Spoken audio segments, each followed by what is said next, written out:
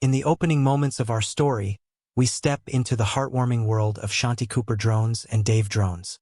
Their smiles radiated the joy of newlyweds, basking in the warm glow of their love.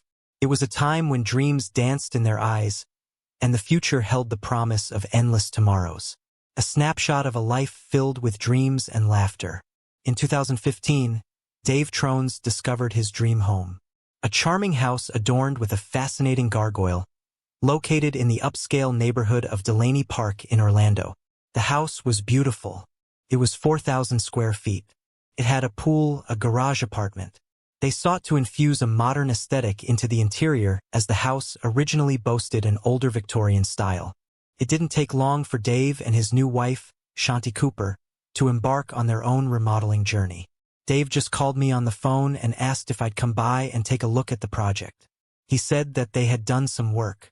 A local contractor says, "I wasn't at all prepared for what I saw when I got there. They had fully disassembled this house to a degree that I'd never seen before. It was rather astonishing. It was largely wide open, like you're inside of a giant shoebox." This house became more than just a project to David Drones. It was his life. He obsessed on it. But as we dig deeper into their story, we discover a different side. This house is the center point to the story and ultimately led to Shanti's demise. Former prosecutor Ryan Veschio says the story began in the late afternoon of April 24, 2018. Dave placed an emergency call to 911. "Hello?" And David says that he came home and found Shanti floating in the bathtub. "My wife I saw her. Why is she stopped feeding?" The question arises, does that story make sense? Absolutely not. Shanti was extensively beaten. It makes me emotional. I feel bad for her family and for her son. It's upsetting that she won't get that life with him. Upon the arrival of first responders, tragedy struck as Shanti Cooper's life came to a tragic end at the tender age of 39. It became abundantly clear that right from the outset, Dave Drones was a person of interest in this somber tale. Absolutely. Dave was asked to go to the station, thank you, and voluntarily remained there for hours. And he just started getting confronted and confronted and confronted. He did not request counsel. He consented to swabs, to clippings, to a search of his person. Dave went into that interview with an agenda. Think about where you want to be in the future. You still have a future. Now is your opportunity to make it the best it can be.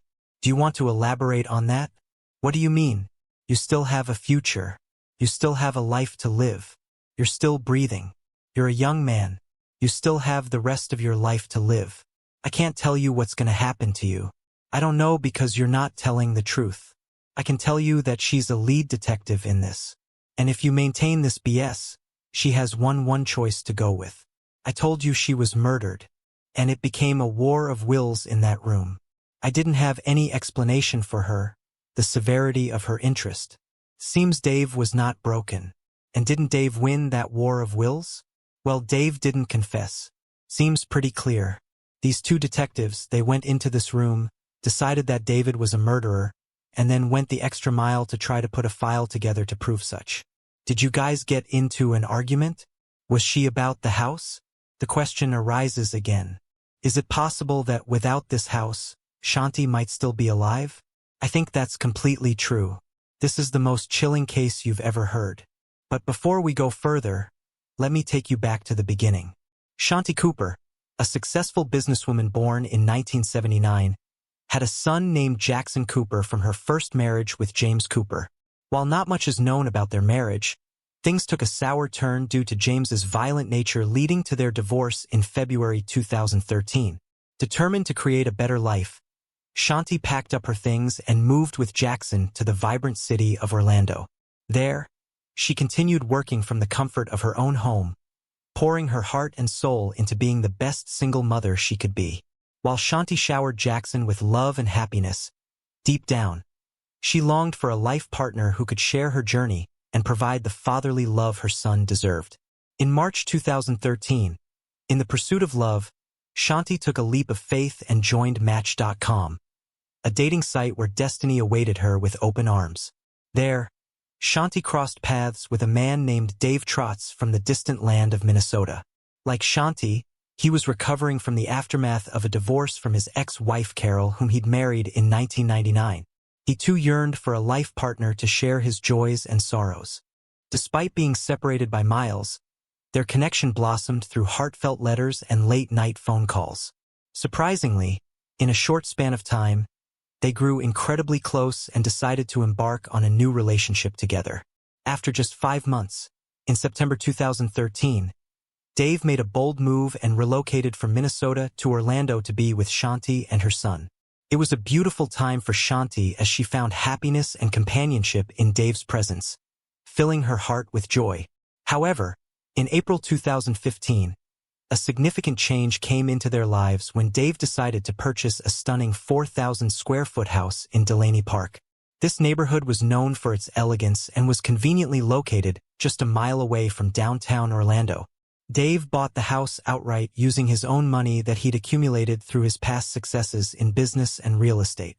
They both instantly fell in love with the neighborhood and the house itself. However, they wanted to give the interior a much more modern touch since the house had an older Victorian style. Together, they agreed that Shanti would take charge of funding the renovations to transform the house into their dream home, since Dave bought the house with his own money. It was an exciting project that they embarked on as a team, bringing their unique ideas and vision to life. But here's where things took an unexpected turn in their story. The renovation project wasn't just about sprucing up the house. There was something more to it. As time went on, their lives started to become more complicated. Despite the challenges, they decided to tie the knot and got married on February 22, 2017. However, after the wedding, the renovation project spiraled out of control. They completely stripped down the interior of the house, and Shanti had already paid a whopping $250,000. The end seemed nowhere in sight, and the house had turned into a chaotic construction zone. It became unbearable to live in, so they had to temporarily move into a small apartment above the garage, leaving the main house behind. It was a frustrating and challenging time for Shanti, and their once happy family life was now disrupted. That's when everything changed dramatically on April 24, 2018 at around 4 p.m. It was during this moment that Dave made a fateful call to 911, setting the stage for a whole new chapter in our story. Hello? And David says that he came home and found Shanti floating in the bathtub. My wife is, I just saw her. Why is she not feeling? We've explored her life, delved into her past, and now we're about to enter the crime scene. After the 911 call, the police arrived at East Copeland Drive in about 20 minutes and met 47-year-old Dave Trotz, the person who made the call. When he saw the police, he couldn't hold back his tears and started crying. The police found the lifeless body of 39-year-old Shanti Cooper in the living room, but the reasons behind her death remained mysterious. As they delved deeper into the investigation, they uncovered unsettling evidence. Marks on her neck that raised suspicion and traces of blood scattered throughout the house. Among the evidence, what caught their attention was the unusual behavior of Dave during their conversations with him. He seemed to switch between different emotions when discussing his wife's death, which raised suspicions. However, these were only initial observations, and the police needed more information to understand what had happened. They asked Dave to come to the police station for questioning, reassuring him that it was just a routine part of the investigation. The police hoped this would help them gather more clarity about the situation. At this time, Dave had the option to say no because he was not being arrested. However, he willingly decided to go to the Orlando Police Department for questioning. After knowing the crime scene, get ready to be captivated as we dive into the chilling interrogation. Stay tuned and watch closely. It's about to get intense. The detectives would start their investigation by gathering and analyzing all the evidence found at the house and by talking to Dave. Their initial priority was to build a rapport with Dave, which meant creating a connection and making him feel supported. The purpose was to ensure that Dave felt comfortable and didn't choose to exercise his right to remain silent or his right to ask for a lawyer. Establishing this connection is crucial in any interrogation because it encourages the suspect to share all information willingly. Hi, I'm Detective Sprague. Can I get your first name? First name is David. David? Okay. We're gonna grab another chair. Okay. Did you need something? I was just asking for a follow-up while okay. So he's ready. Do you ever know about your name? I just want you just want. Okay. How about anything else? Anything else? It's been starving a cracker or just something just a result. Right? Just something simple. Just play a result team or a piece of crackers. Anything like that? Yeah. That's not a problem. We'll be right back. And is there anything else we can get you? Okay. All right. Okay. I'm looking at things. Okay. Is that good? Okay. All right. I with you. I haven't eaten since this morning. I'm sorry this is taking so long. You are David, I believe. Okay. All right. I'm Detective Teresa Sprague, and this is Detective Harvey Holland. Hey. First of all, on behalf of the Atlanta Police Department, we want to say how sorry we are for your loss, David, and also for everything that you're going through. I know this is very traumatic for you. Okay. This emotional outburst seemed odd when considering the timeline. Such a reaction could be genuine, but it occurred about 5 hours after the 911 call, making it less typical for an innocent person to accept the situation outright. Normally, they might show signs of denial or confusion. Moreover, Dave's reaction appeared prompted by the detective's statement, which didn't make sense since he already knew what had happened hours ago. This raised doubts about the authenticity of his concerns, and it almost felt like a fake display of emotions, not typical of genuine human reactions. It's essential to understand that unusual body language or reactions don't necessarily mean guilt. They require careful analysis. We'll analyze the situation, but we won't jump to conclusions without solid evidence, as the real reason behind the unusual behavior may be revealed later in the video. And it's just a terrible, terrible thing. So what time is it? You know? It is 21:15. 15? Okay. All right. And I know you've been waiting a long time. We've just obviously had a lot to do, just trying to figure out what's going on here. Okay. And we need your help doing that. Okay. Of course. Can we just, and if you need to take a break, you tell me. Okay. If you need anything at all, you let me know. Okay. Okay. We appreciate your patience. I know you've been in this suit, and I can get you some clothes as well. But you understand why we need to do what we needed to do. Of course. Of course. And we want it. My understanding is that you've been very cooperative. So we just need to we need you, or we gotta figure this out together. Okay. Of course. What is your first name? Is your first name David? Is David, M for Michael. Tronnes. Tronnes. Okay. And what is your date of birth? 06/2968. Okay. How tall were you, David? 6'2". Okay. And how much do you weigh? 195. Okay. Blonde or brown hair? Little. Okay. Okay. Hazel wise, maybe? Take hazel. Blue hazel. Okay. They're dirty. Yeah. Okay. Just 90 seconds ago, Dave was deeply distressed and crying uncontrollably over his wife's death. Now he was suddenly chuckling and engaging in friendly banter with the detective, even sharing a genuine smile as he talked about his eye color. This quick shift in emotions is not typical of a traumatized suspect, as it's unusual for someone who just experienced a tragic loss to display such contrasting behavior. In the next 60 seconds, you'll witness the emotional switches that were mentioned earlier. Dave went from being calm to suddenly appearing deeply distraught, and then back to being calm again, all within a short span of time. These abrupt changes in emotions suggest that he might be trying to force an emotional reaction that didn't come naturally. In contrast, genuine emotions are less likely to show such drastic shifts. With the addition of visual cues from the video, we now have more information to make a better judgment about Dave's true feelings during the interrogation. Oh, he was 2013. Okay. Did you meet her here or there? No, not mine. No, not mine. Okay. I'm sorry. Take your time. I'm so sorry. Can you tell me what year that was?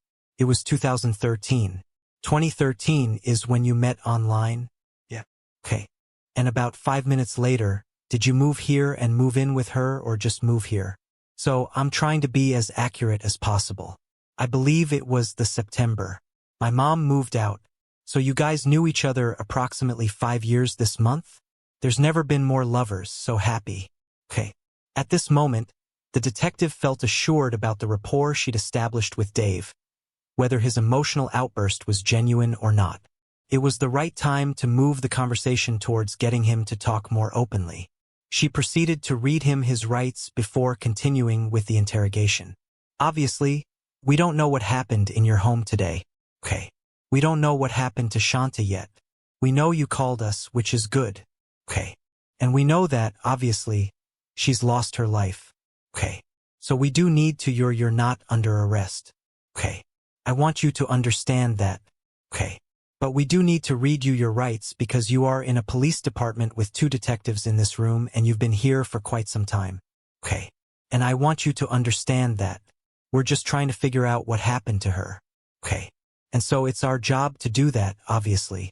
And we want to give you answers, her son answers. I mean, her family deserves that. Would you agree? Okay. Okay. So if you don't, I know you've probably never been through anything like this in your life. Okay. And I'm going to help you get through it.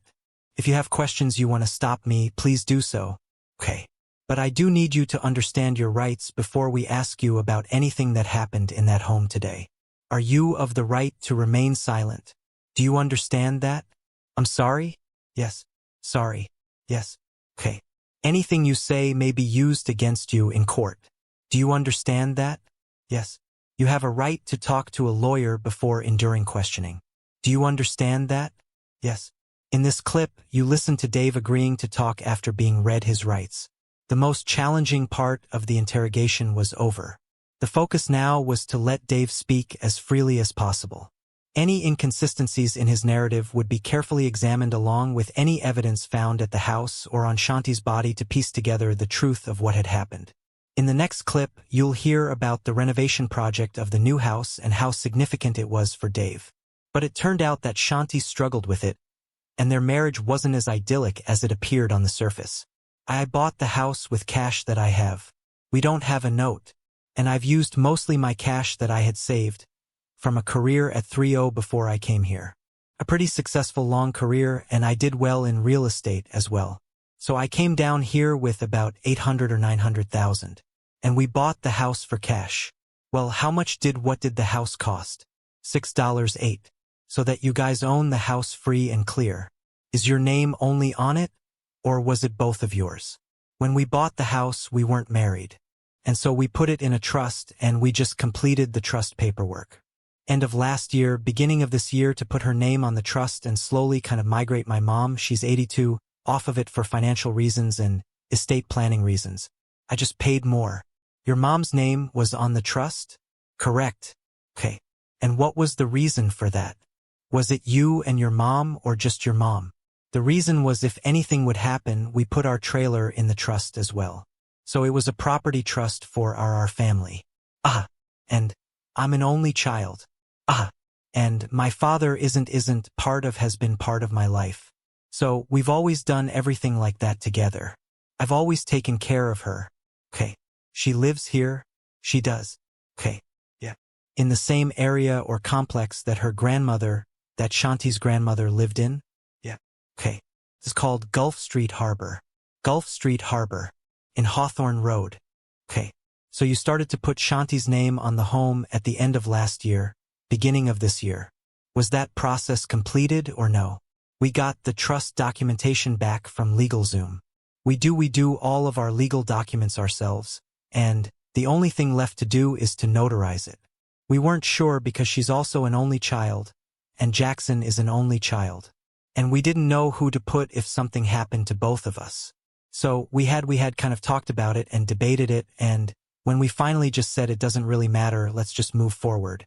That's the most important thing. And then even after this, Shanti agreed to pay for the renovations, thinking that her contribution would make her an equal partner in the house ownership. However, her name was never added to the trust, meaning that if they were to separate, Shanti wouldn't be entitled to anything despite investing a lot of money in the renovations.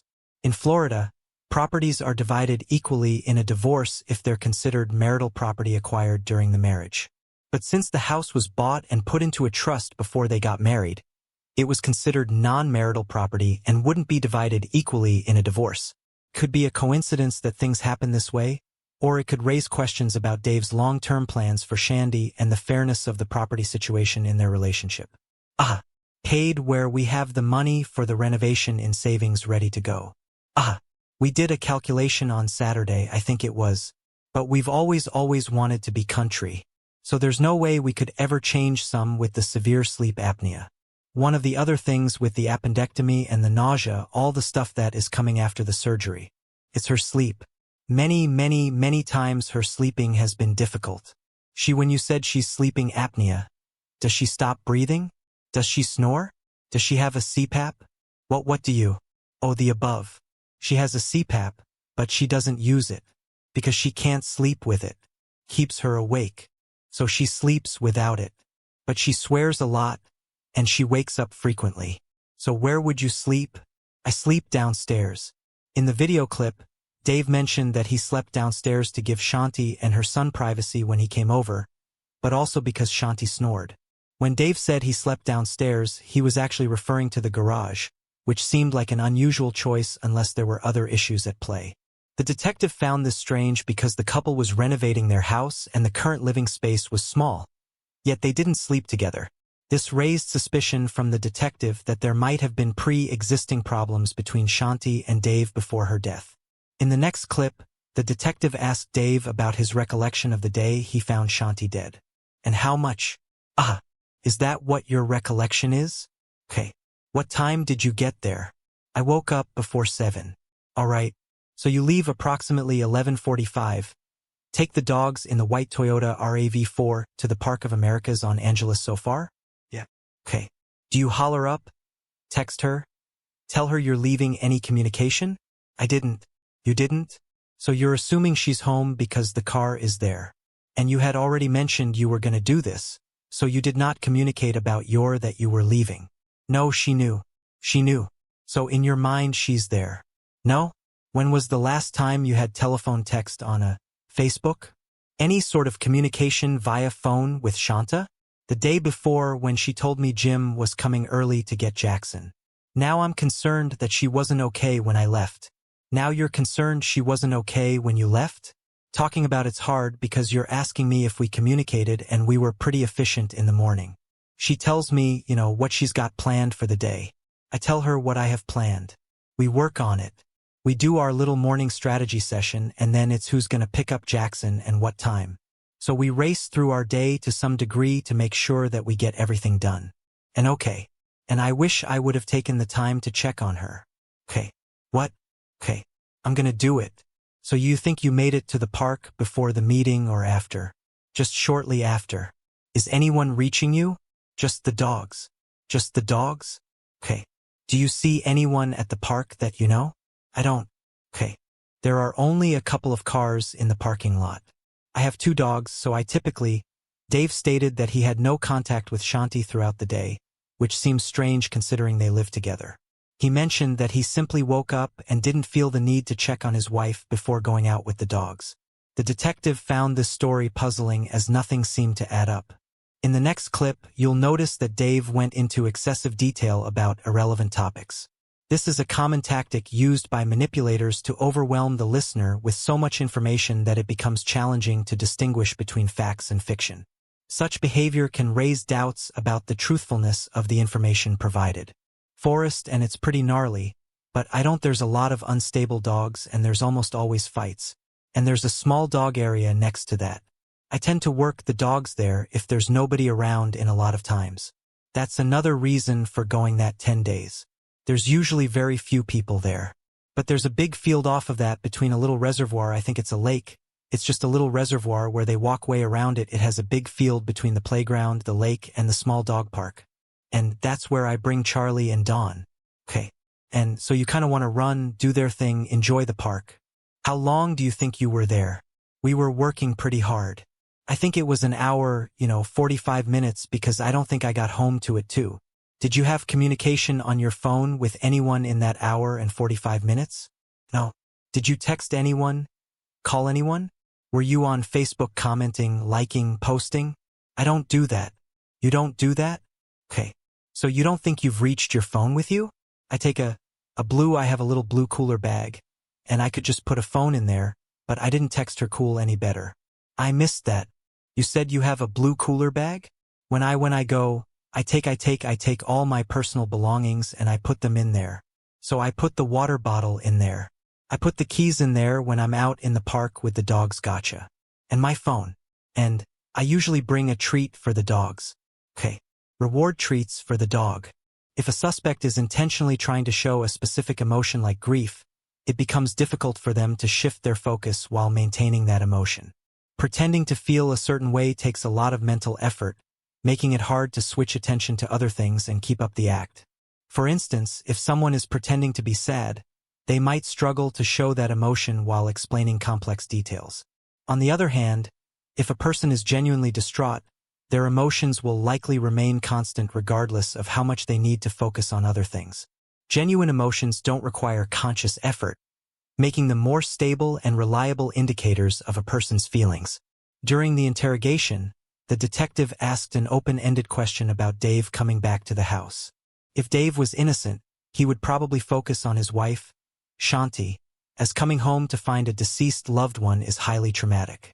However, instead of discussing Shanti, Dave provided excessive details about irrelevant things like plans and upcoming construction projects. This diversion tactic suggests that he wanted to shift the attention away from Shanti. Notice the time it took for Dave to finally mention Shanti. I feed them, and Sunday I had moved a couple of plants and I went out to check on them because it had rained really hard last night. The bougainvillea in the driveway was when it rains heavy like that, it sags down so you can't drive in. So I took the cool brush on the end of a pole and I push it back to get it back up, and then now it kinda locked in. We have construction starting in a couple weeks, so cleaning the courtyard in front of the greenhouse. I cleaned up some of the brombelia that I trimmed, put them in the wastebasket. I put the pool pump on. I cleaned the pool out again. The lid leaves and scrubbed it. So you cleaned the pool twice and you fed the dogs twice. You fed them in the morning and you fed them again when you got home. And you cleaned the pool when you woke up and you clean it again when you got home. Okay. Anything else? As I said, I worked in the yard. I worked in the driveway.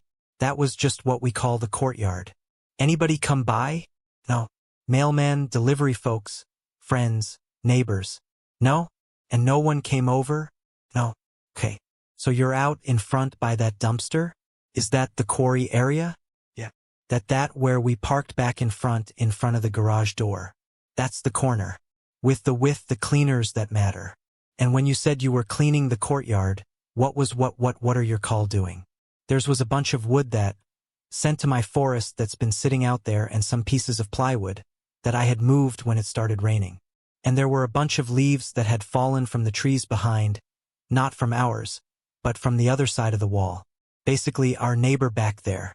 So I had swept that up. I had done some of that on Sunday, and I did probably another 20 or 30 minutes of that around the greenhouse in front of the vehicles back by the pallets. We were going to move the greenhouse so we could put a lumber pile in for framing. Back then, I was trying to figure out where it was going to move everything. Okay, so you think you worked in the yard until when? How many minutes do you believe that was? Hours? I would say less than an hour. We're close more than 45 minutes to an hour, somewhere in there. So you're closer to 3-ish? And it gets after 3. Okay. And then what do you do? That's all that I can remember until I went upstairs to see my movie production. So okay. When you enter the garage apartment. So, I could hear the water is running. It is not running. It's not like the sound of a shower is running. It's just it's trickling out of the spider. Which is weird because, the only time that she does that is if she's going to take a shower, she would do that to heat the water heaters fixed to the outside of the main house. So it's a long run to get up to that bathroom. So I listen, because if she's on the phone with a work call, I don't announce myself. I just walk her upstairs. I didn't hear her, and I could hear the water. Couldn't hear her. I knew something was wrong, and that's when I remember what happened. That's when I saw it. Because you heard the water and didn't hear her, you felt something strong? That's what I really like. I went upstairs. I don't hear her talking on the phone. So I say hello. I don't hear anything bad. I can hear water running. She's not saying anything. Doesn't seem right. Sometimes it is hard if you have the water running to hear somebody out there, so that was my assumption. Okay. So it's one room. You don't see her? Until it's not the bathroom. Is the bathroom door open or closed? Open. Okay. And so you walk toward the water that you're hearing? Yeah. I walk in the bathroom. Okay. The door's open and what happens? What do you see? I see her laying with her head in the right-hand corner. The water is running. But I don't think the drain is closed because if it was, it would be going over right. So the water's like half full. She's submerged. In this clip, Dave sought approval for his version of events as if it wasn't a straightforward matter. A truthful suspect would typically state their version of events without seeking approval. Dave recalled the events as if he was asking a question, which is a sign of possible deception. But she's also partially not submerged, and one of her legs is kind of sticking up and out a little bit. And it's just extremely awful and it doesn't look natural. Obviously, she fell or something happened. She's stiff. It's hard. She's stiff? It's hard to pick her up. She's not, it's like a sack of potatoes, you know? It's not easy. Just moving with me. I grabbed her arms and kind of pulled her this way, and over, I think partially onto her wrist. I'm just hoping that there's something I can do to help. I'm kind of moving here, trying to get her to shake her a little bit and trying to get the water out of her lungs. I got her in front of the couch and I had to stop and put her down, and I tried to lift her head up to kind of clear, like, I guess it's a thing you do if you're going to do CPR or something. And she's not responding. She's like, coming down her face and on the side of her body. And I'm still thinking I'm still hiding her head, his long hair are on it and it looks like it's in the middle to me. There's a couple of settings. There's fully closed, right? So her hair is definitely wet, right? Yeah. Her clothing, her tank, and her shorts are wet. Yeah. And she's face down. So the first thing you do is what, if you recall? I reached out and touched her right arm. Do you recall where? How much time do you think elapsed with everything you attempted to do? I've been thinking about that. It probably seems that long. In this clip, things begin to unravel and become clearer. Dave claimed that when he returned home, he found Shanti deceased in the bathroom. He moved her to the living room and within 5 or 6 minutes, he called 911. However, when the police arrived at the house about 20 minutes later, they noticed something odd. According to Dave's description, there should have been water everywhere, and Shanti's body should have been wet. But in reality, the entire house was dry, and there wasn't a single drop of water, not even on Shanti. This indicated that Shanti's body had been out for a long time, and the house had been meticulously cleaned. Struck you? Threw anything at you? No. No. Have you ever harmed her physically? No. Choked her? No. Strangled her? No. No. Have you ever strangled her or choked her during sex just for height and orgasm? Some couples do that. Absolutely not. Absolutely not. Okay. Was there ever anything around her neck that you noticed during you removing her from the club or attempting CPR? Was there anything around her neck at all? No. Okay. No necklace. No. Nothing. Okay. Did you ever, if in your assessment of her or attempt to help, have your hand on her neck at all? Sure. Underneath, behind her head. Like that? To do the head tilt chin lift? Sure. And then also sort of feel for her pulse of the picture. Okay. Did you ever have your hand on her neck where you would have had to squeeze it for any reason? Possibly. In this footage, the detective mentioned strangulation to see how Dave would respond. The detective had access to the autopsy reports, which revealed that Shanti's cause of death was due to blunt force trauma to the head and strangulation. She didn't drown. In fact, she'd been dead for hours before the investigators arrived.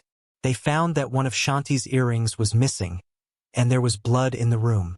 Additionally, there were no defensive marks on her body, leading the detectives to believe that she'd been preparing for bed the previous night when she was attacked and strangled to death. To make it appear as an accident, her body was left in the bathtub filled with water. What stood out in Dave's body language was his lack of resistance to these questions. On the same day he discovered his wife dead, an innocent suspect would likely not tolerate being subjected to such questioning. They would probably be furious at the audacity of the detective to ask such questions at such a sensitive time. First of all, you're not really sharing the same residence. You're kind of living downstairs. She's living upstairs with her son, but her son's not there. So even when her son's not there, you're still not sleeping together. You're not in the same residence. So during the J's, there's no more time. And I think whatever happened to her happened before you went to the park. Okay. Do you know how long it takes someone to get stiff? And I think you've left some stuff out. It is maybe something got out of hand. Maybe you didn't mean for it to happen. And when you came back and found her, it's pretty evident that she was deceased. Yeah. Cold, stiff, yeah. Significant swelling, yeah. And a lot of bloating. Great. Okay? So whatever happened between 7 and 9:30 to 9:45 is where I need you to be significantly more honest. Now if there's an explanation, I want to hear it. I ain't told you everything. Yeah. But you've left out something, David, because this woman has significant injuries. Okay. This is not in anywhere. Absolutely not. Did you choke her? Absolutely not. Did you strangle her? Without question, no. Did you beat her? No. Did you hit her with anything? Absolutely not. Okay. Do you have injuries? I do not. Anywhere? Did they photograph you, I assume? They did. Okay. Do you know if they photographed your chest or with or without? How do I pronounce your last name? Dave? Oh, I'm sorry. Is that Ronish? Ronish? Tron. Yes. Okay. At this point, the detective was certain that Dave was hiding something crucial, and it was time for a final confrontation.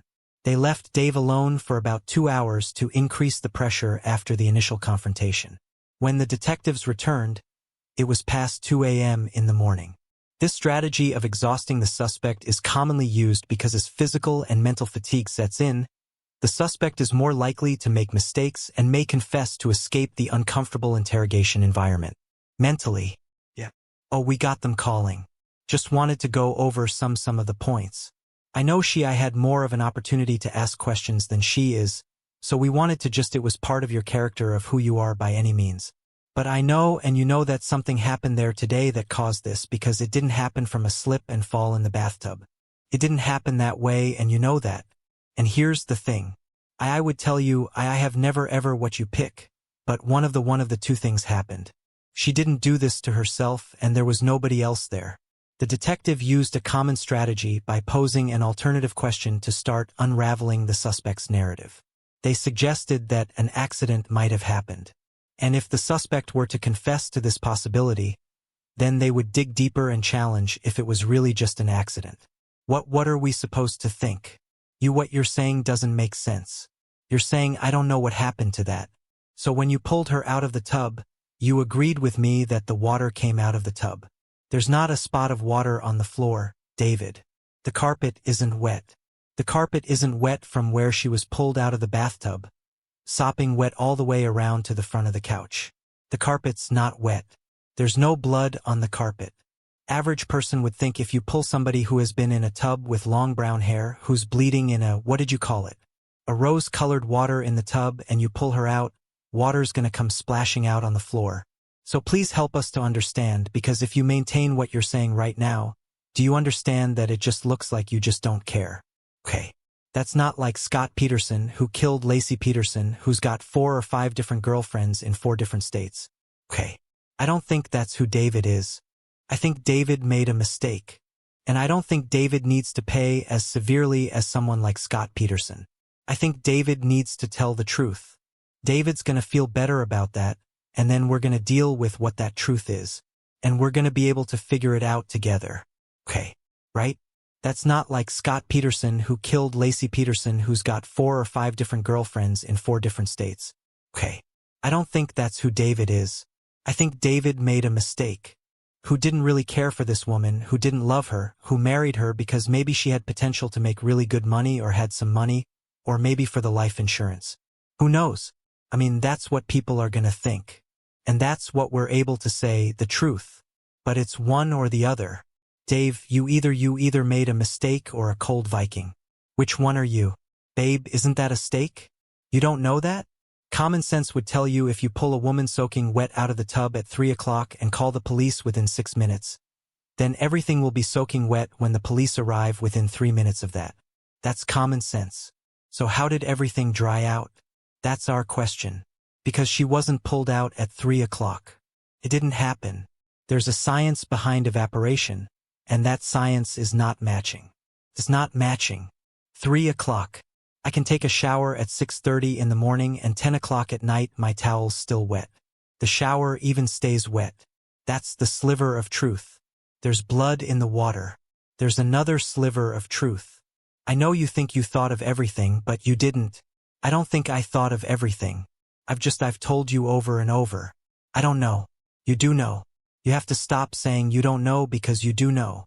You do know anyway. You do know. You know exactly what happened because it was only you and her there. There was nobody else there. Because I'm telling you right now, nobody is going to believe that. Nobody. Like as it's picked apart by everything you told us is picked apart by everyone who testified. And we haven't even hit on everything. We're ready, we're holding something back, waiting to hear the truth. People can be sympathetic when they hear people be honest and remorseful. They can be empathetic to a situation that gets out of hand. I can't tell you what's going to happen to you. I don't know because you're not telling the truth. I can tell you that she's a lead detective in this. And if you maintain this BS, she has one choice to go with. The narrative I choose to write based on the facts that we know, right? Whether it's true or not. But it's what we have. You don't want me to surmise what happened, do you? Just based on evidence, testimony? You want me to tell you truth? Or do you want to tell you truth? Because if I tell you truth, it's probably going to be first-degree premeditated, and I'll make you probably look like I am. I don't think that's fair, but you're not going to leave me a lot of choice. And then what happens? You face the music, which is, you face the music. You face the journey of your peers. You gotta understand. We're in control of the narrative here. You and I, Detective McConnell, are in control of the narrative here. We're gonna know the truth when we hear it. David, we've been doing this a really long time. Okay. We're gonna know the truth when we hear it. It's gonna match what we already know and solve this case. And I'm glad you think that's funny. I'm glad you think that's funny. I'm glad you think that's funny. Okay. Because every time you smirk and smile, okay, that's going to be seen as well. And what do you think? What happened? What happened between you and her?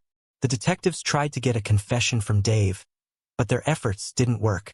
They kept asking questions repeatedly, but Dave continued to insist that he was innocent. In the end, they had to stop the interrogation, and Dave was allowed to leave because nothing he said could be used against him. The detectives were not happy with the outcome since their main goal was to get a confession. However, this interrogation marked the beginning of the investigation into Dave as the primary suspect. In the following months after the interrogation, the investigators looked into other possible suspects. Shanti's ex-husband, Jim, was interviewed and asked about his whereabouts on April 24, 2018. He had a strong alibi, so he was ruled out as a suspect. The investigators also spoke to Shanti's friends who revealed that even though Dave bought the house, it was always Shanti who paid for everything, even the small expenses of running the house. Dave didn't contribute financially.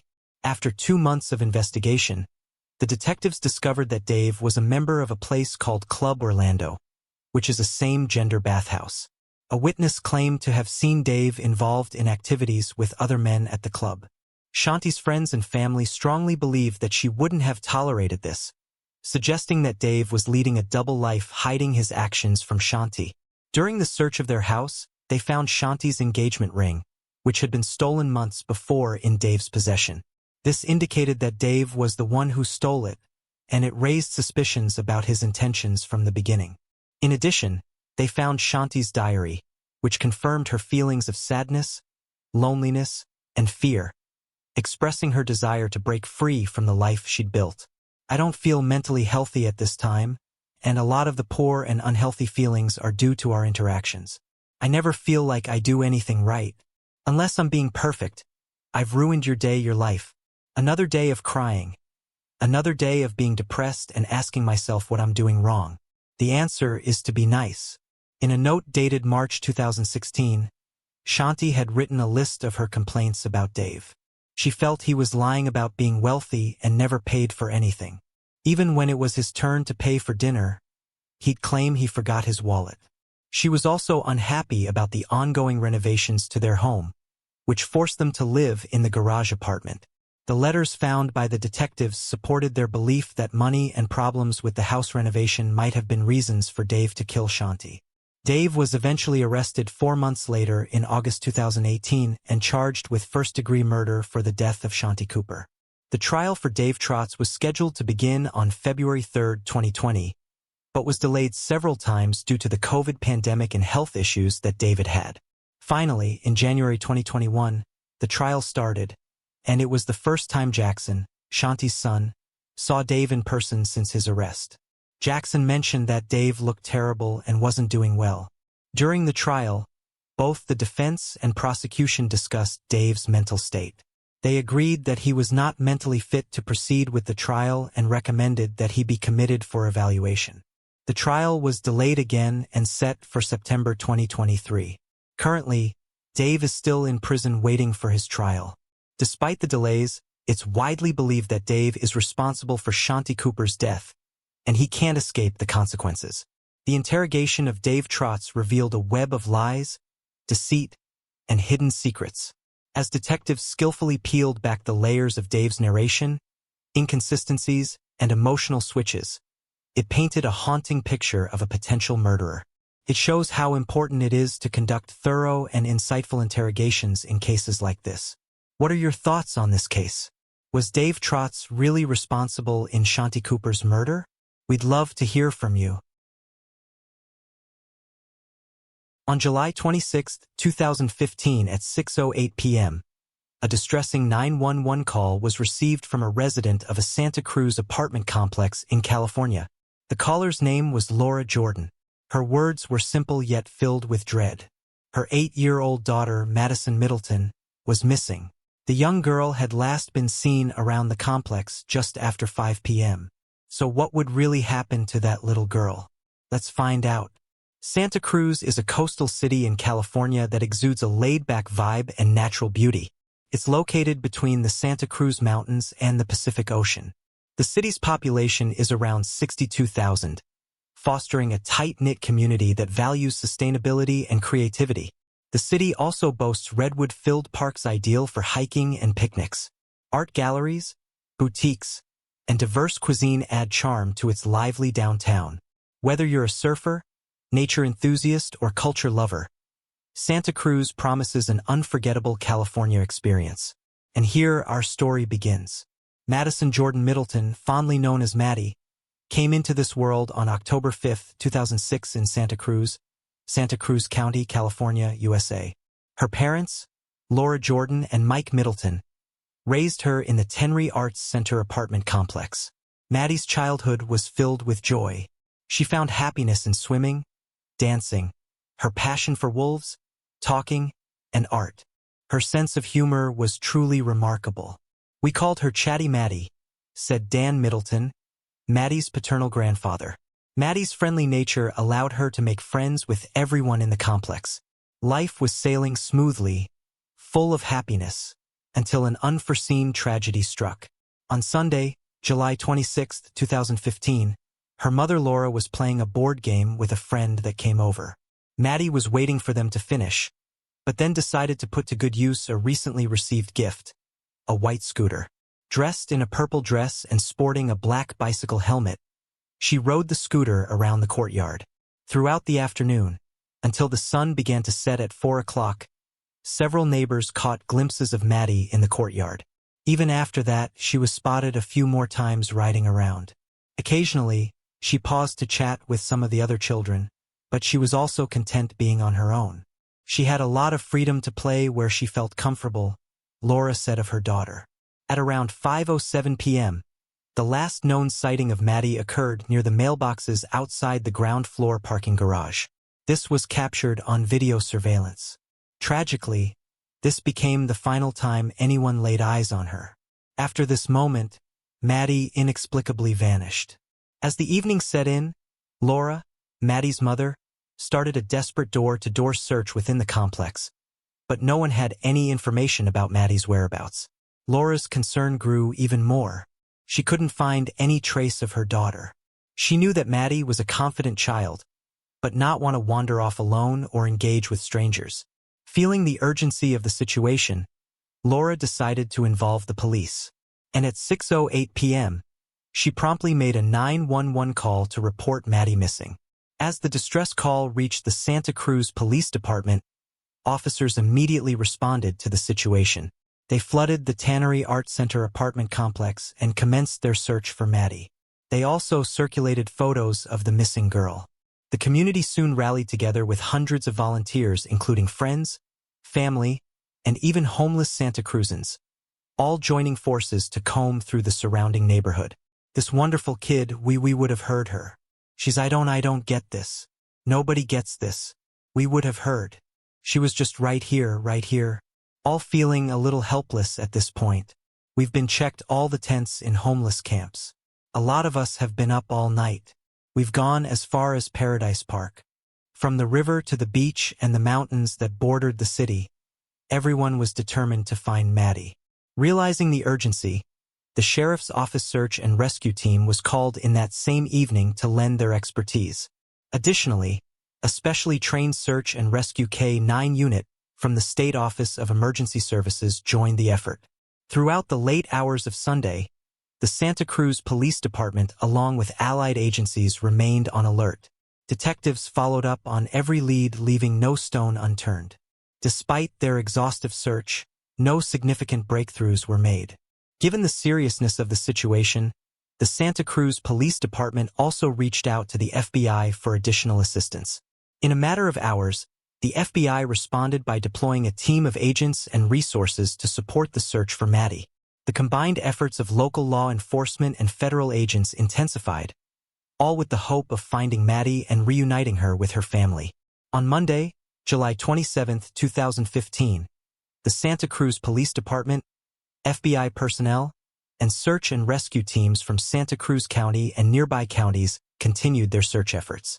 Approximately 50 FBI agents conducted a thorough door-to-door search within the Tannery complex, while Santa Cruz detectives meticulously checked trash cans and requested residents to open their vehicles in the Tannery parking garages. By 11 a.m. that morning, the Santa Cruz police officially classified Maddie's disappearance as a missing person case. We're not calling this a kidnapping. We're still early on in our investigation. What we're calling it this is we're looking for a lost child. Approaching the 24-hour mark since she went missing, the police decided to shift their focus back to the apartment complex itself. And so a more comprehensive and intensive search of the buildings commenced. At 7:55 p.m. on July 27th, their search came to an end when Maddie's lifeless body was discovered in a bag inside a recycling bin located in the first-floor garage of the apartment complex. The body had been concealed in a way that had made it harder to spot. The officers were deeply saddened by this heartbreaking discovery. Police in Santa Cruz, California have a 15-year-old boy under arrest in connection with the disappearance and apparent death of an 8-year-old girl. However, the officers didn't disclose the specific reasons for the boy's arrest or reveal his identity at that moment. The situation was clearly uncertain, leaving the community seeking answers and hoping for clarity after the devastating turn of events. The only clue available was footage of the arrested boy's mother expressing distress as he was taken into custody for questioning. Many details such as the cause of Maddie's death and the reasons behind it remained unknown. During a press conference at 11 a.m. on July 28th, Police Chief Kevin Vogel provided further details to reporters. Approximately 7:55 p.m., a Santa Cruz police detective conducted a secondary and more thorough canvass of the complex, which included the search of a recycle bin located in an enclosure on the first-floor parking structure at the Tannery Arts Center complex. Maddie's body was located within that recycle bin.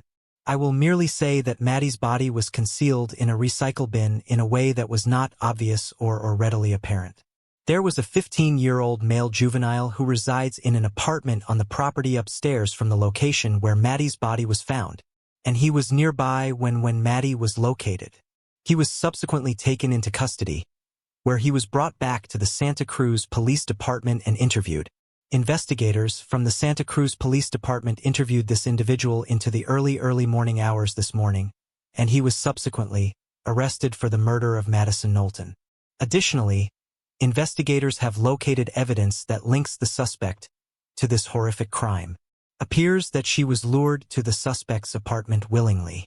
Additionally, we've determined that Maddie was murdered inside of the suspect's apartment. On that very evening following the press conference, a candlelight vigil drew together several hundred individuals who gathered to honor the memory of Maddie. Maddie's mother also requested a special Howl for Maddie event, where participants were encouraged to howl at the moon. This was a tribute to Maddie's fondness for wolves. The event resonated deeply with people sharing their moments of remembrance through pictures and videos on social media. Following the tragic homicide, leaders of Santa Cruz City Schools took proactive measures and offered advice to parents on how to guide their children through the difficult aftermath. They encouraged parents to help their children comprehend the circumstances surrounding Maddie's death and intervene if there were any misconceptions or false perceptions about the cause of the event. The main objective was to ensure that the children did not blame themselves or others for the heartbreaking situation. For as long as it could, age protected the identity of the teenager responsible for Maddie's death. But this all changed when Santa Cruz County District Attorney Jeff Roselle issued a statement. He stated that they had enough evidence against him and would charge the teenager as an adult, not only for first-degree murder, but also for kidnapping and other offenses. The law allows, under certain circumstances with certain types of offenses, a determination as to whether or not you want to charge someone as an adult or whether or not they're charged as a juvenile. Based on the information that we know at this point, there do appear to be charges that can be filed as an adult, and we are absolutely considering that. And these are the type of charges and the type of offenses that are and can be charged as, and with that, his name was released. The teenager responsible was revealed to be Adrian Jerry A.J. Gonzalez. He resided with his mother, Reggie DeMelig Factor, in the Tenery Arts Center, and this made him Maddie's neighbor. He was the only child of Reggie Factor and Abraham Lomai Gonzalez. Adrian's childhood wasn't the easiest. He was born in October 1999 at Sutter Maternity and Surgery Center in Santa Cruz as Adrian Jerry Gonzalez, according to his birth certificate obtained by the Sentinel. People close to the family described Adrian's upbringing as being shattered by divorce and frequent lack of money, employment, and housing. When Adrian was not yet 2 years old, Abraham Gonzalez was arrested on suspicion of felony, assault with a deadly weapon and misdemeanor battery in a relationship. He was convicted only of the latter charge and sentenced to 3 years on probation according to court records. Laura struggled to find work for quite some time, leaving her and Adrian relying on food stamps. Eventually, she managed to get a job at a healthcare center in Live Oak where she worked for many years as shared by Linda Javich. Around February 2008, Laura found employment at a Dollar Tree store on East Cliff Drive near 14th Avenue in Live Oak. The store offered discounted food, toys, party supplies, and other items, and she worked as a cashier, stocked shelves, handled deliveries, and even performed restroom cleaning duties. However, her work environment turned unpleasant when her boss made unwelcome, inappropriate advances, forcibly touched her, and coerced her into engaging in unwanted activity with promises of preferential treatment. Subsequently, Jovish filed a harassment lawsuit on behalf of Laura, which was later settled out of court in May 2013 for an undisclosed sum. Following her departure from the Dollar Tree job, Laura faced financial difficulties leading to homelessness. She and Adrienne sought temporary accommodation with friends and eventually found residence at the Homeless Services Center on Coral Street in Santa Cruz. Seeking more stable living conditions, they later moved to the Tannery Arts Center where he grew up with the other kids, including Maddie. In a courtroom on April 27, 2021, Laura told Adrian of the pain he caused, reminding him how he and Maddie grew up together as children of the tannery and attended a birthday party in the same apartment where he would later kill Maddie. It was a shock to the community upon learning that Adrian could be capable of such an act, particularly in regard to a little girl like Maddie.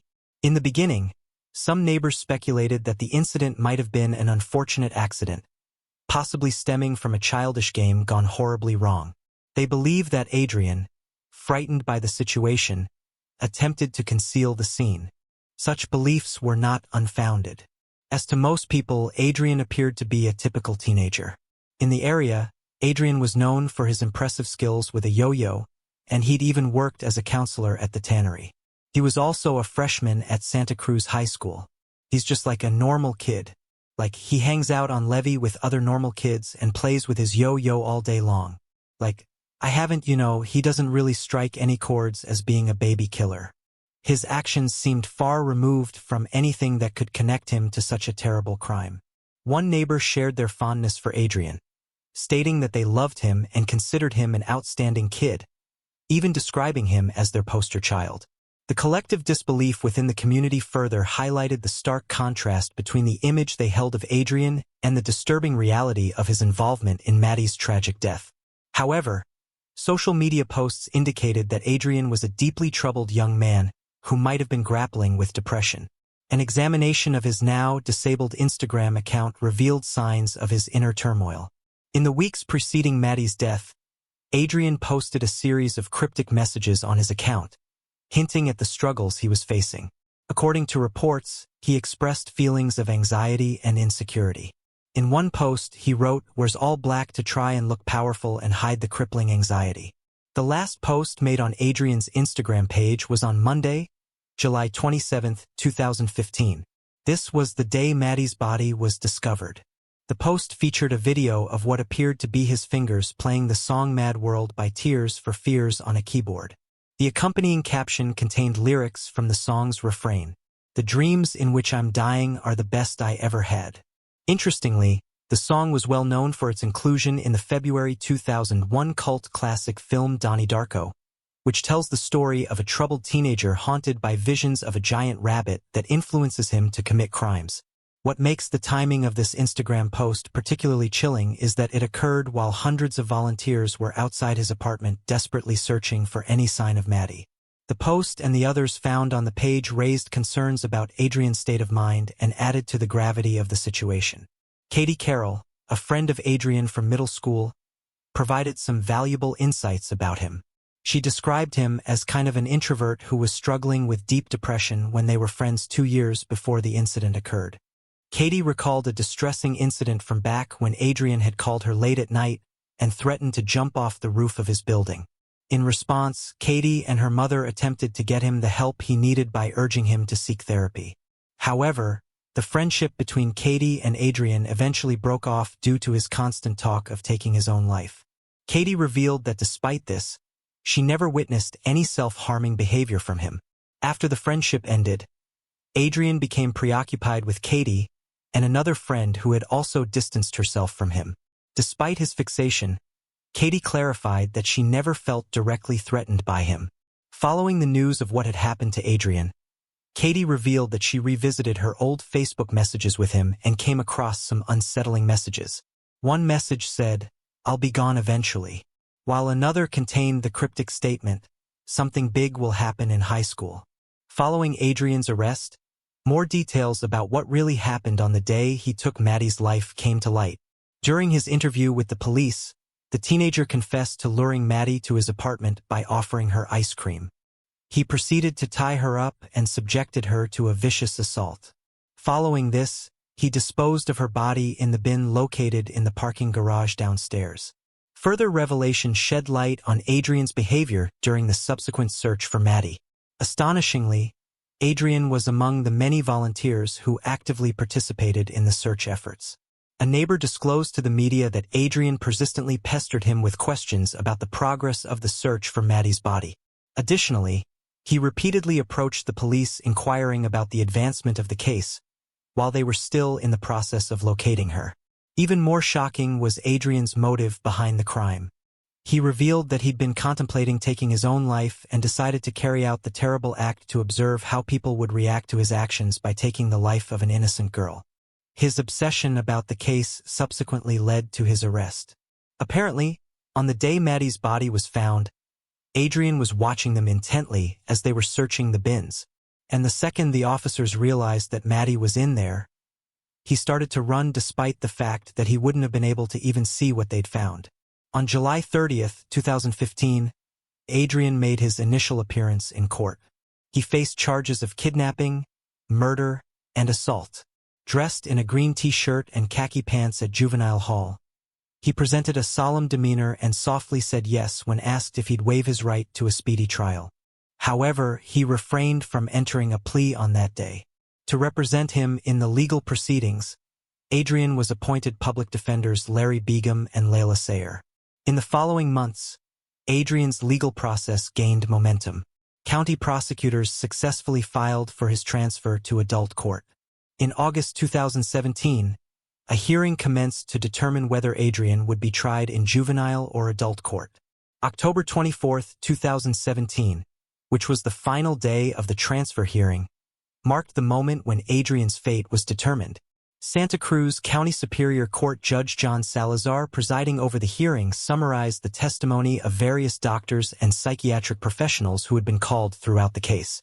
Their testimonies ranged from Adrian suffering from depression to being characterized as a sociopath lacking empathy. Ultimately, Judge Salazar delivered his judgment describing the acts committed as cruel, callous, and calculated. Based on his assessment, he deemed Adrian unfit for the juvenile courts, which were designed to rehabilitate young offenders before they reached the age of 23. Salazar cited 3 legal elements to support his decision. Adrian's level of sophistication, which multiple teachers attested to, stating that he was intelligent and observant, the insufficient time available for rehabilitation within the juvenile system, and the gravity and circumstances of the crime which warranted trial in adult courts. As Judge Salazar issued the order, emotions ran high among Maddie's relatives and supporters who cried out in relief. The overwhelming feeling of joy was evident as they embraced the outcome of the hearing. In a prepared statement, the judge read the evidence, the mental experts, and police testimony. And in the end, the judge ruled Adrian Gonzalez will be tried in adult court. He was immediately moved to the main jail while he awaits trial. Santa Cruz County Superior Court Judge John Salazar said, AJ's lack of remorse and calm demeanor immediately after the killing of 8-year-old Maddie Middleton was the most heinous he has ever seen in more than 27 years on the bench. Maddie's mother and grandfather sat through 9 weeks of disturbing testimony and were satisfied with the judge's ruling. It was agonizing to listen to the testimony, to see the medical examiner crying on the stand. These were very stressful. I feel very bad for the jury that's going to have to look at all those awful photographs of what he did to my daughter. We were spared the photographs this time. We heard the details. The jury is going to have to see it all, and you can't unsee things. After the judge's ruling, Larry Begum expressed his disappointment to the media and revealed their plan to appeal the decision. With Adrian's case now proceeding as an adult trial, the implications were significant. If found guilty, he'd face life imprisonment without the possibility of parole. Immediately following the ruling, Adrian was transferred from Juvenile Hall to Santa Cruz County Jail. His bail was set at $5 million. In May 2018, during the adult proceedings linked to Maddie's murder, Adrian entered a plea of not guilty. During that same year, another distressing incident occurred involving Maddie. Her father, Mike, kept her ashes in a ceramic urn inside his car. Unfortunately, a car thief broke in and stole the urn. To this day, Maddie's ashes have not been returned. In February 2019, the state Senate passed SB 1391, a law preventing children 15 or younger from being transferred to adult court. However, Santa Cruz Judge John Salazar later ruled the law unconstitutional. Adrian's defense attorneys appealed this decision to the state Supreme Court, hoping that if the court found SB 1391 constitutional, Adrian could be sent back to the juvenile system. Maddie's mother Laura criticized the law, considering it ridiculous. After subsequent legal challenges, the state Supreme Court finally upheld SB 1391's constitutionality in a ruling issued in February 23. Subsequently, Judge Salazar had no choice but to remove the case from the adult court system. This ruling marked a significant development in Adrian's legal proceedings and its potential impact on his sentencing. In April 2021, Adrian's case was transferred to the juvenile court system, and he immediately pleaded guilty to all the charges against him.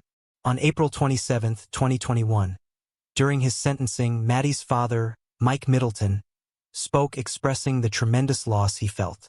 He acknowledged accepting the loss, but emphasized that it did not make the pain any easier. It only allowed him to find some semblance of peace. Maddie's mother, Laura, took the opportunity to play a near 4-minute video recorded by Maddie herself, giving a tour of the Tannery Arts Center where they lived. While the video played, Adrian averted his eyes from the screen. Following this, Adrian also spoke. He expressed that he had no intention of exacerbating the pain with his words. He said he recognized the suffering he'd caused and expressed his commitment to working on his issues to prevent anyone else from experiencing such tragedy. Adrian hoped that through time and his apology, Maddie's family might find it in their hearts to forgive him for what he'd done. After all these, Adrian received a sentence, which involved being sent to a state division of juvenile justice facility. There, he may be eligible for release in his earliest 3.5 years. However, his maximum term of confinement extends until he turns 25. In addition to the time served, Adrian is required to register as an offender for life and pay $22,000 in restitution fees. In response to the sentencing, Mike, Maddie's father, conveyed his disappointment, stating that Adrian did not show enough remorse during the hearing. It didn't sound sincere. It sounded staged, coached, and I can imagine why, he said. I hope that he never has the opportunity to do anything like this again. That's what needs to happen. Lisa Jordan, Maddie's grandmother, called the sentencing a joke, expressing her frustration. He'll be in jail for a while and then they'll let him go. He gets to walk. And when he does it again, maybe then they'll take it seriously, Lisa said. From what we know at the moment, when Adrian turns 25, there'll be no guarantee that he'll be released from the juvenile justice system. The court can be petitioned to extend his time in custody, which might offer some relief for Maddie's family. However, the hurt he caused will undoubtedly remain in their hearts forever. As we come to the end of Maddie's case, we can't help but feel the profound sadness and loss experienced by her family and the community. As we reflect on Adrian's actions, one question lingers in our minds. Did the authorities make the right decision in handling Adrian's case, considering the gravity of his actions? On December 29, 2017, at a residence on Macmillan Drive in Oshawa, Ontario, Canada, the person who called 911, Sean Farndon, a plumber by profession, was met with a disturbing discovery of human flesh clogging the drains. The subsequent investigation led the police to the downstairs neighbor, a 45-year-old man named Adam Strong. To everyone's astonishment, Strong promptly confessed to having human remains in his freezer. However, this was neither the beginning nor the end of this strange and twisted tale. This macabre account has a deeper and more complex backstory that demanded further exploration. To whom did the remains belong? And how did they come to be in the bathroom's drains? Located in the province of Ontario, Canada, Oshawa holds the distinction of being the 6th largest city in the province. Positioned approximately 60 kilometers east of Toronto, it enjoys a picturesque setting along the shoreline of Lake Ontario, and its population exceeds 70,000. While Oshawa was once renowned as the sole automotive capital of Canada, it's since transformed into an education and health sciences hub, though General Motors continues to play a significant role in the city's economy. The city also offers a plethora of educational and employment opportunities. Due to its relatively low crime rate, it's esteemed as a safe and family-friendly area, making it an appealing choice for commuters. Despite this enchanting backdrop, in February 2017, Oshawa experienced a harrowing crime that shook the nation to its core. On September 11, 2017, a disturbing discovery was made in Lake Ontario near the Oshawa harbor. An 11-year-old boy fishing with his grandfather noticed a floating torso in the water. Authorities immediately responded to the scene, recovering the torso and initiating a thorough investigation. In the September 11, 2017, we received the call from some fishermen that were down on the pier.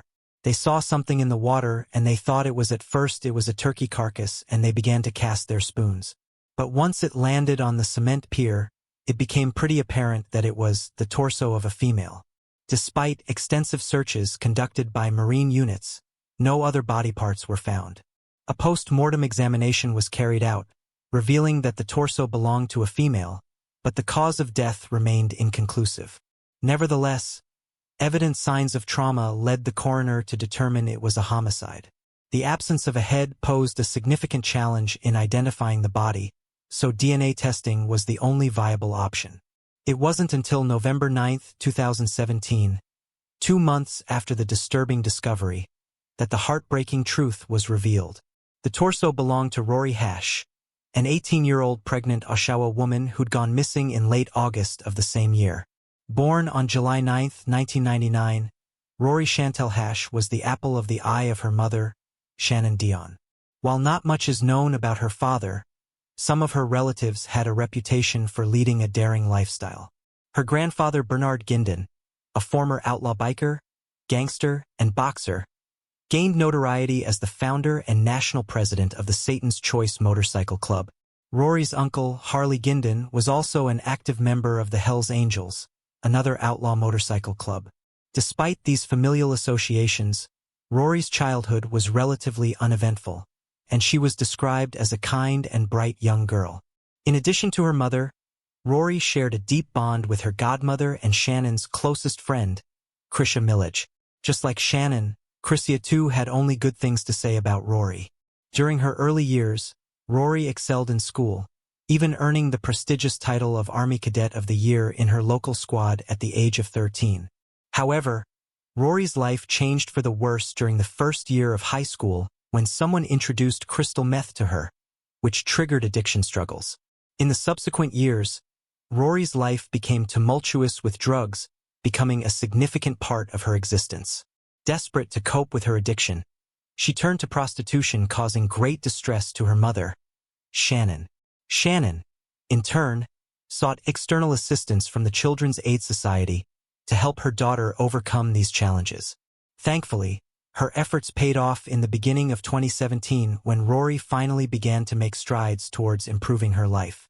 She secured a job, returned to school, and found stability by moving in with her boyfriend Tony. Despite her past struggles, Rory was determined to turn her life around and find a better path for herself. In August 2017, Rory told her mother that she was pregnant. She really wanted to keep the baby, so Shannon supported her. But what Shannon didn't know was that Rory had relapsed into drug use. On August 28, 2019, near the Midtown Mall in Oshawa, Rory had an encounter with Constable Christopher Kane. Over the years, Constable Kane had conducted wellness checks on Rory and made earnest efforts to connect her with social services to aid in her struggles. During their conversation, Rory revealed that she'd been using drugs again, including cocaine and crystal meth, and had gone on dates to pay for these drugs. Deeply concerned for Rory's well-being, Constable Kane resolved to find suitable social services to assist her. Unfortunately, the teenager had vanished by the time he returned.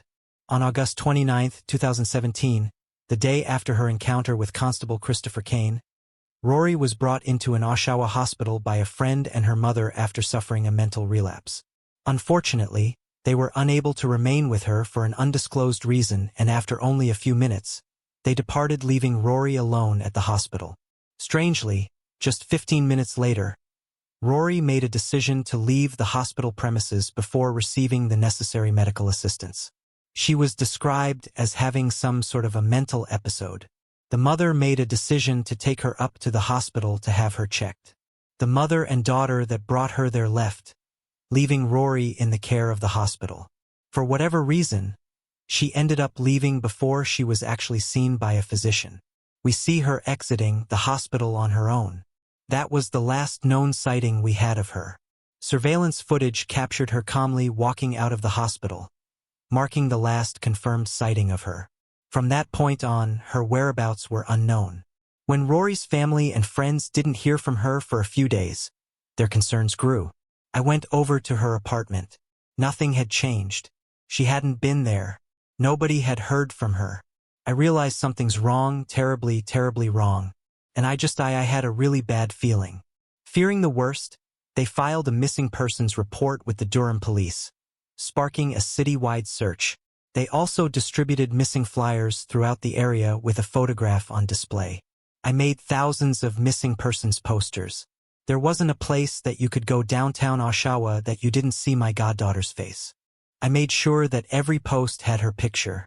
Sadly, every effort to locate Rory Hash remained futile until DNA evidence finally linked the recovered torso to her, confirming the devastating truth that she had become the victim of a violent crime.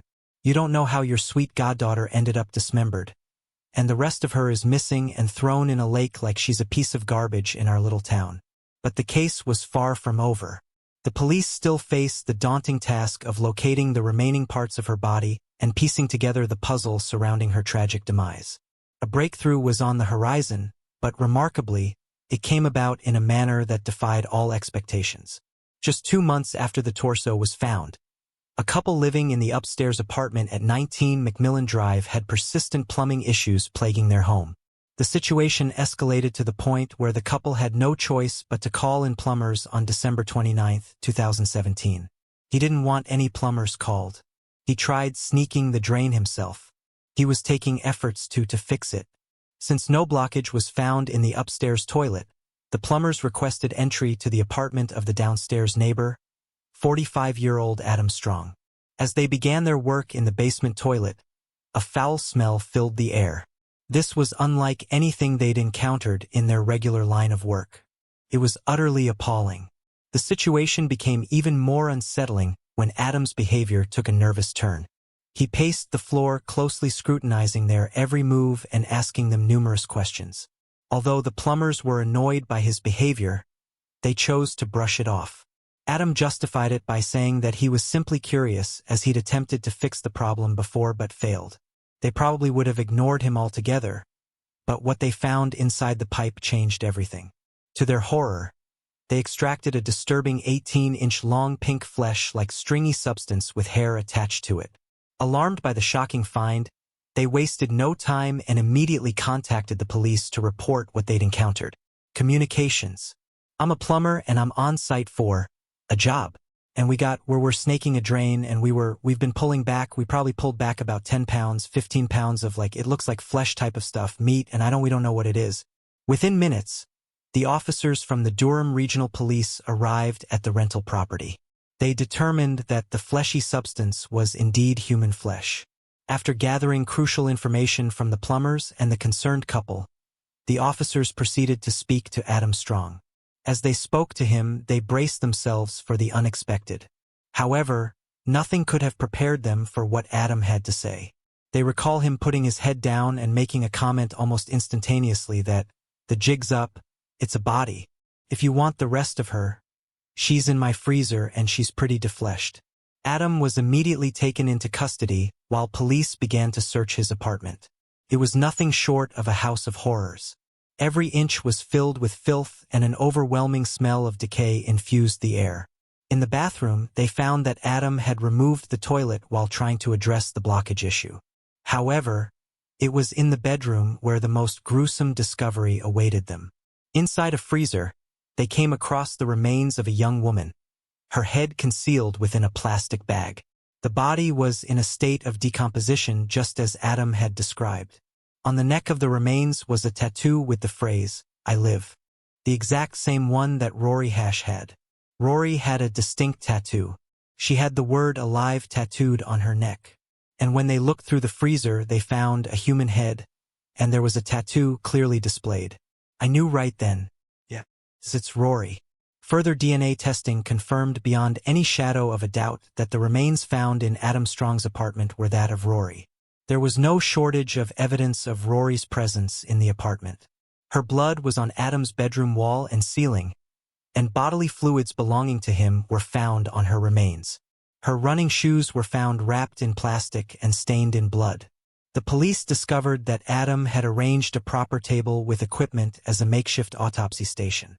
Shivers went down their spines as they realized that was the place where Adam had dismembered his victim. During their search, police also found multiple explicit toys, restraining devices, knives, and an explosive device which turned out to be a pipe bomb. Thankfully, it was disarmed before it could cause any danger. No one could figure out why it might be in Adam's possession. Tonight allowed a bang in the heart of an Oshawa neighborhood, the controlled explosion of a suspicious package at the scene of a suspicious death investigation for Durham Regional Police. Unfortunately, due to a lack of direct evidence that Adam had murdered Rory, police were unable to charge him with murder. Instead, they charged him with indignity to a body. You know at that point what the cause of death was. To lay that charge, you need the grounds. The decision was made to continue our investigation to see where it took us down the road. It was time for the investigation to have a closer look at this 45-year-old man's life. Not much was known about Adam Strong, but he moved into the Macmillan rental apartment in early 2007. Over the years, Adam had worked as a film set security guard in Oshawa and a gas station employee at 2 different locations in Ajax. Those acquainted with Adam Strong labeled him as a weirdo with a cocky attitude who thought of himself as smarter than he was. He had a tendency for talking non-stop, never knowing how to shut up. One of his ex-girlfriends, whose name has been kept private, described him as abusive and controlling. Much like others, Adam's landlord, Eugenie Papadakis, also had unsettling experiences with him. In fact, in March 2017, following a house fire, she and her granddaughter went to inspect Strong's unit at the Macmillan Drive home. They found the unit cluttered with what appeared to be garbage, old food, and other random items. Needless to say, the sight sickened them to the core. "I never see nothing. I'm thinking you got it myself. Everything is here. Knives by the bed. Oh my God." Detectives also learned that Adam showed a keen interest in BDSM practices. He went as far as posting a picture of handcuffs in his room, captioning it with the chilling phrase, "Home is where my handcuffs hang." Additionally, Adam was deeply engrossed in reviewing adult videos and books, which clearly indicated his fixation on explicit content. These revelations provided valuable insight into his psyche, shedding light on the dark and disturbing world that existed within his apartment. However, it wasn't enough to bring him down for murder, so detectives set their eyes on a confession. During the early morning hours of December 30th, 2017, Durham homicide detectives Darren Short and Hermano Dorrego sat down with Adam Strong for an interrogation. By this time, Adam had already contacted his lawyer. Detectives knew this was their only chance. His bail hearing was scheduled the next day, and after that, they wouldn't be able to interview him without a court order. The pressure was on to obtain crucial information from Strong before the opportunity slipped away. "You said to the officers, if you're looking for the rest of her, you can find her in the freezer. My question to you, is the person in that freezer Rory?" "I decline to answer that question." "Okay, you're saying you decline to answer it, but you're shaking your head this way. Does that mean anything?" "No." "Okay. Any interest from you at all in telling us your side of things?" "No." "Nothing?" When the detectives started the interrogation, they didn't know what to expect. At the very least, they expected that Adam would be nervous now that he was finally caught. However, he was calm, composed, and most of all, indifferent to the situation. However, the biggest challenge was extracting information related to Rory Hash. His stubbornness was perplexing, especially considering Adam's earlier confession about having human remains in his freezer. "I was told these things go on for like hours. Is that true?" Again, it's true. The detectives, well aware that time was running out, resorted to a different approach. They aimed at tapping into Adam's emotions, hoping to reach a part of him that might feel remorse or empathy for the victim and her loved ones. "We've been dealing with that family since September. Very traumatic, very emotional, having a tough time dealing with it. We're trying to bring closure to that family as best we can, but it's been a struggle up till now." In an attempt to deflect the probing questions directed at Adam kept changing the subject, but his answers were nothing short of chilling. "Can I get yes?" "It's okay." "No." "Queen X. Can I be on the table there?" "Sure. I'll be on the table just today." "I think you're too." When he started feeling the pressure, he would do certain things to relieve the pressure. He changed the subject quickly. "What do you think right now?" "I don't know. I was just scuba diving." "Yeah. Like being in here, is there weight off your shoulders right now? Do you feel like you're none?" "No weight off your shoulders." He was just, "Can I get a refill? You confirm a tap on this?" "Yep. Exactly." He'll talk about any subject under the sun except for the reason why he's sitting across from us. That's just what the way Adam's wired. "I have movies from the library. That needs to be, I don't know, that seems trivial." "It does. It's very trivial right now. I can tell you." "Thank you. That is the last thing on my mind right now." While they gathered enough evidence to establish that Rory Hash had been in his apartment, their ultimate objective was to uncover the truth about what had transpired and what had led to her tragic fate. Unfortunately, Adam Strong proved to be more than they bargained for. He remained resolutely tight-lipped in response to every question related to Rory. How did you know Rory? Sorry. I'm not saying anything. Did you kill Rory? Sorry. I'm not saying anything. Is there other people we should be worried about? Is there other girls out there that we should be worried about that are missing? No, just the one. But would he be able to look directly at the picture of the poor girl and still show indifference? Can I flip that over now? No. I want you to look at that. I did look at it. Yeah. And it's gonna stay there. Okay. All right. Now I'm not gonna look at it anymore. No. You don't have to. I'm not going. Are you? The reason we're showing these photographs, we're pulling on his decency as a human being. It had little effect on him at all. When playing on his conscience proved to be ineffective as a ploy, the detectives resorted to appealing to his greed as a last hope to gain his trust. Oh, can you leave with me? Leave you alone then. You're trying to build that relationship with him. I'm, treating you with respect. I'm making sure your needs are met. There's a social interaction that's been put in place now where it's just two people. I've got you a meal. Okay. You ever owned any guns or anything? No. Collect. What I do is collect knives. How many knives do you have? Like those type of knife, like collector, I have that one and I have a sword. As Adam appeared to be answering the questions, Detective Dorego attempted to steer the conversation back to the murder investigation. Frustratingly, he reverted to his usual reluctant self. The access to love it in there. Rory's DNA, would it be on that? No, either. I appreciate it. You feel free to check. As the interrogation continued over the next 2 hours, it became increasingly evident that they were going nowhere. Adam's refusal to divulge any relevant information left them with more questions than answers. With no breakthrough in sight, they reluctantly made the decision to end the interrogation. Let's just shut it down now. Could have sat there for another 3 or 6 hours. I don't think we were going to get any different results. Yeah. Well, you know what? We'll act back. How Rory Hash crossed paths with Adam Strong remains shrouded in mystery. Fortunately for the detectives, Adam was not granted bail, further solidifying his stay in custody. Meanwhile, the Durham police kept the search at Adam's residence alive in their quest for evidence and clues. They also seized his boat and appealed to the public to come forward with information regarding Adam's boating trips on Lake Ontario. Rory's post-mortem report also provided a better insight. She had multiple injuries on her body, including skull fractures. The medical examiner couldn't determine exactly if these wounds were caused before or after her death. Forensic tests also suggested the presence of drugs in her system at the time of her death. Her body also bore signs that she was wearing some sort of restraining device. Inside the home, detectives found a bent hammer with Rory's DNA on it. The detectives believed it was the likely murder weapon. However, it wasn't the most significant find. Just when detectives thought they'd seen it all, another startling discovery was made. In July of 2017, 7 months after Adam Strong's apprehension, inside a kitchen drawer of his home, a specialty hunting knife was discovered. That knife's only designed for one use and one use only.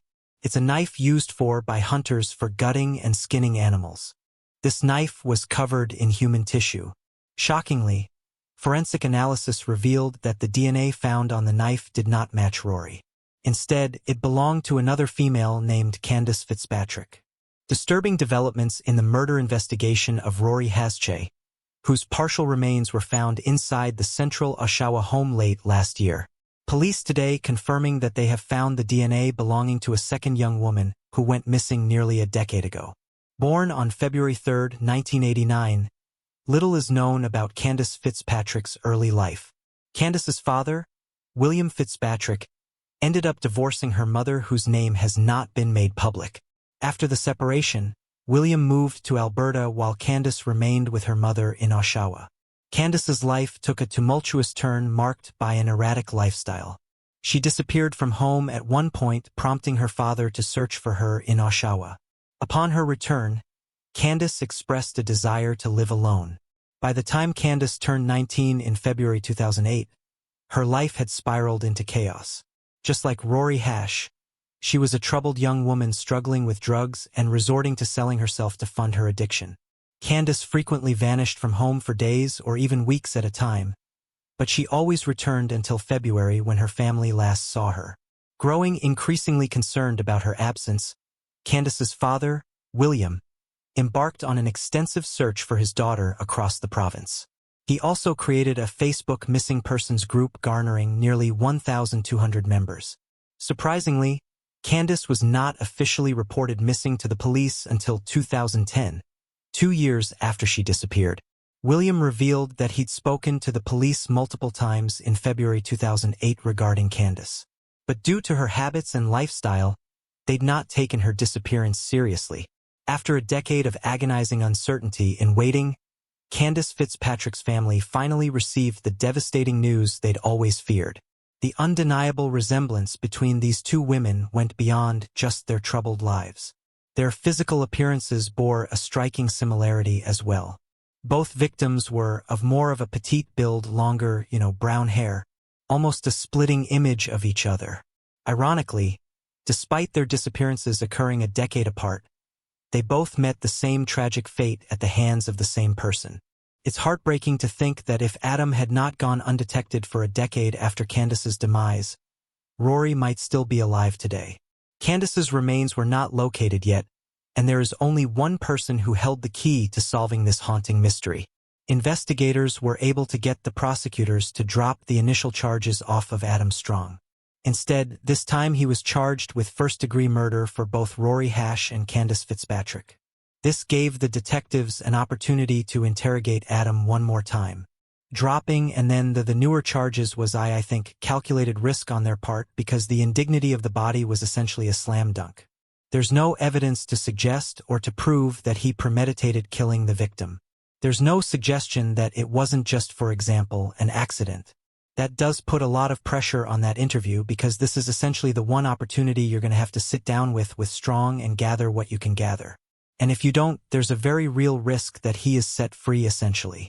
Realizing that the stakes were high, the Durham Police Department brought in Detective Paul Mitten, a highly skilled and experienced interrogator known for his expertise in handling complex and challenging cases. My preparation for the interview with Adam Strong actually began by watching his first interview. It was apparent to me that Adam Strong shied away from any direct questions. "I'm not seeing anything. I'm sorry. Anything. I'm sorry." So I knew that wasn't going to be my approach. "How you doing?" "Good. You?" "Nah. I had better days." "Oh, I'm sure. Call me and I'm Strong." "Adam, me. Call me Paul today." "All right, Paul." On November 18th, 2018, 11 months after the first one, Adam Strong sat for another interrogation, and it was the most crucial one. To Detective Mitten's surprise, Adam voluntarily came forward with information regarding his treatment in jail. "I have been amazed at how well I have been treated. Other than a few staff members at the AIDS egg, and that's going to continue to fade." Yeah. I tell you that. I mean, it's good. He's wonderful. You know? Detective Mittens saw it as a positive sign that Adam was at least the case. Drawing from his knowledge of Adam's temperament gathered from the previous interview, he understood the importance of building a rapport and gaining his trust before delving into the sensitive details of the interrogation. So Detective Mitten was quick to oblige when Adam asked for food. With a bridge of understanding between them now solidly in place, Detective Mitten sensed that it was the right time to start talking about the case. "How old was Rory?" "Teen." "Okay. How much of her body do you guys get back?" "Obviously, the entire skeletal structure, right?" "Well, we obviously whatever was in the house." "Yes."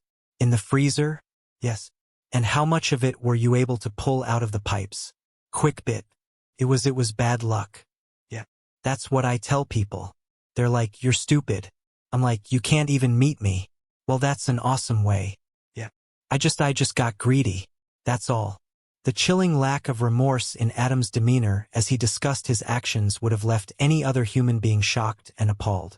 However, Detective Mitten knew better than to react to his words.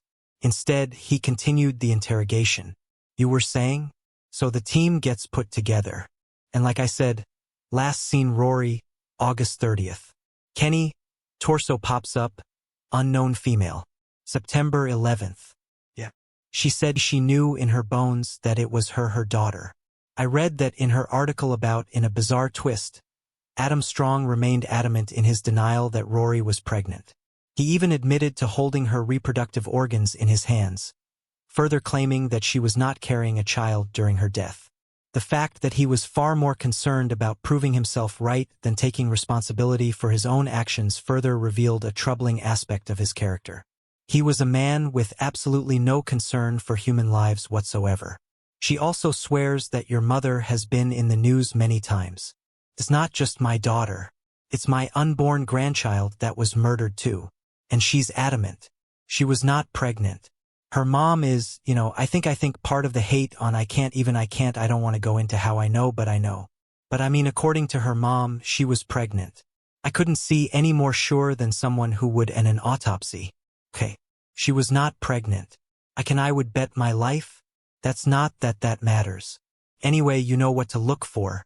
I wouldn't know what to look for. I didn't see a baby. Okay. Done. Okay.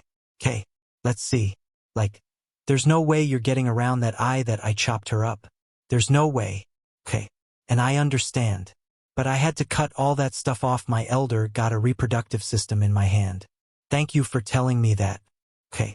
In the process of proving his words, Adam had inadvertently blurted out a few things he didn't intend to say. This became a monumental moment in the history of the case, as it was the first time he'd actually disclosed something that could implicate him in the murders. Unbelievably, throughout the rest of the interview, Adam left breadcrumbs of information, much to Mitten's delight as he witnessed it. I said I would have dumped her in 600 feet of water and then she would have never come up. Okay. Every time there was a little bit of information given to me, maybe even unknowingly by Adam Strong, inside I was giving myself a little fist pump only because I thought we were advancing the case a little bit here. 8 hours into the interrogation, Detective Paul Mitten decided to change tactics slightly.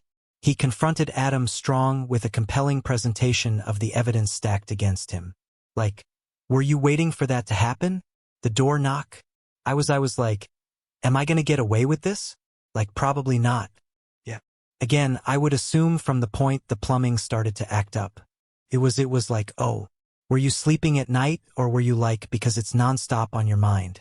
I slept. There was some photos of Rory's bruises, but I presented the photographs and asked Adam about them. Obviously, searched the apartment.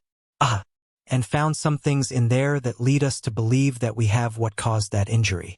Yeah. In the apartment? In the apartment. Wow.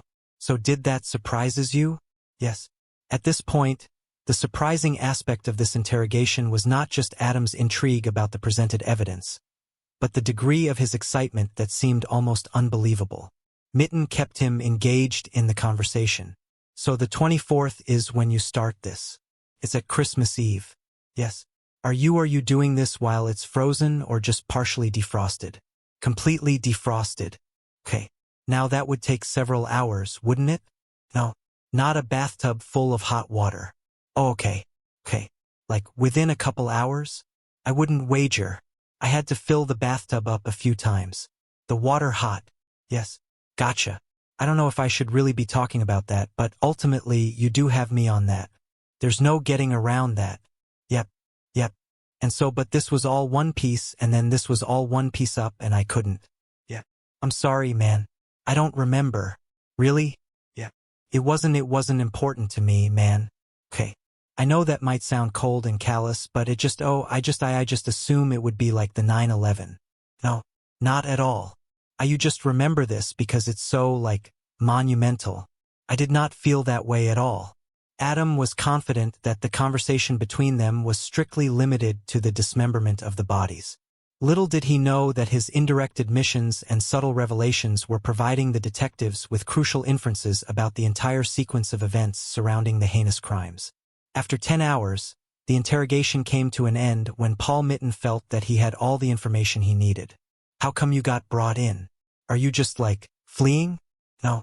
You know what? I talked to you further. Okay. That's it. Yeah. I did a lot of interviews.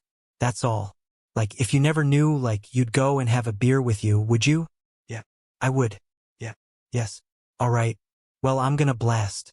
And go get some sleep. Yes. And I appreciate you sticking it out. Well, I sure don't really have a choice. No. But, I probably said more than I should have. Probably. Yeah. Probably. But that's okay. I got no worry about other than back to the south with a concrete slab. There was no clear confession where he said, this is how I killed so-and-so and this is how I killed so-and-so. But it was a series of inculpatory statements, and I think at the end of the day, I'm sure he wishes he hadn't said as much as he did. On September 28, 2020, 12 years after Candace went missing and 3 years after Rory went missing, Adam Strong went on trial for both of these murders. Despite the evidence piled up against him, he pleaded not guilty to both charges. During the trial, the prosecution meticulously presented a wealth of evidence, including the chilling interrogation footage, to support their case against Adam Strong. The testimonies of 5 women who had been assaulted by him further added to the weight of the prosecution's claims. Though Adam did not disclose the details of Rory's death during the interrogation, the prosecution constructed their theories based on the available evidence. According to their account, Adam enticed Rory to his home with a promise of money for physical relations. Once inside, he restrained her in a disturbing BDSM-style contraption and savagely beat her with a hammer found in his home. Sadly, no one was living upstairs at that time, so no one could have heard her screams. Following her tragic death, he dismembered her lifeless body and disposed of the torso in the Oshawa Harbor.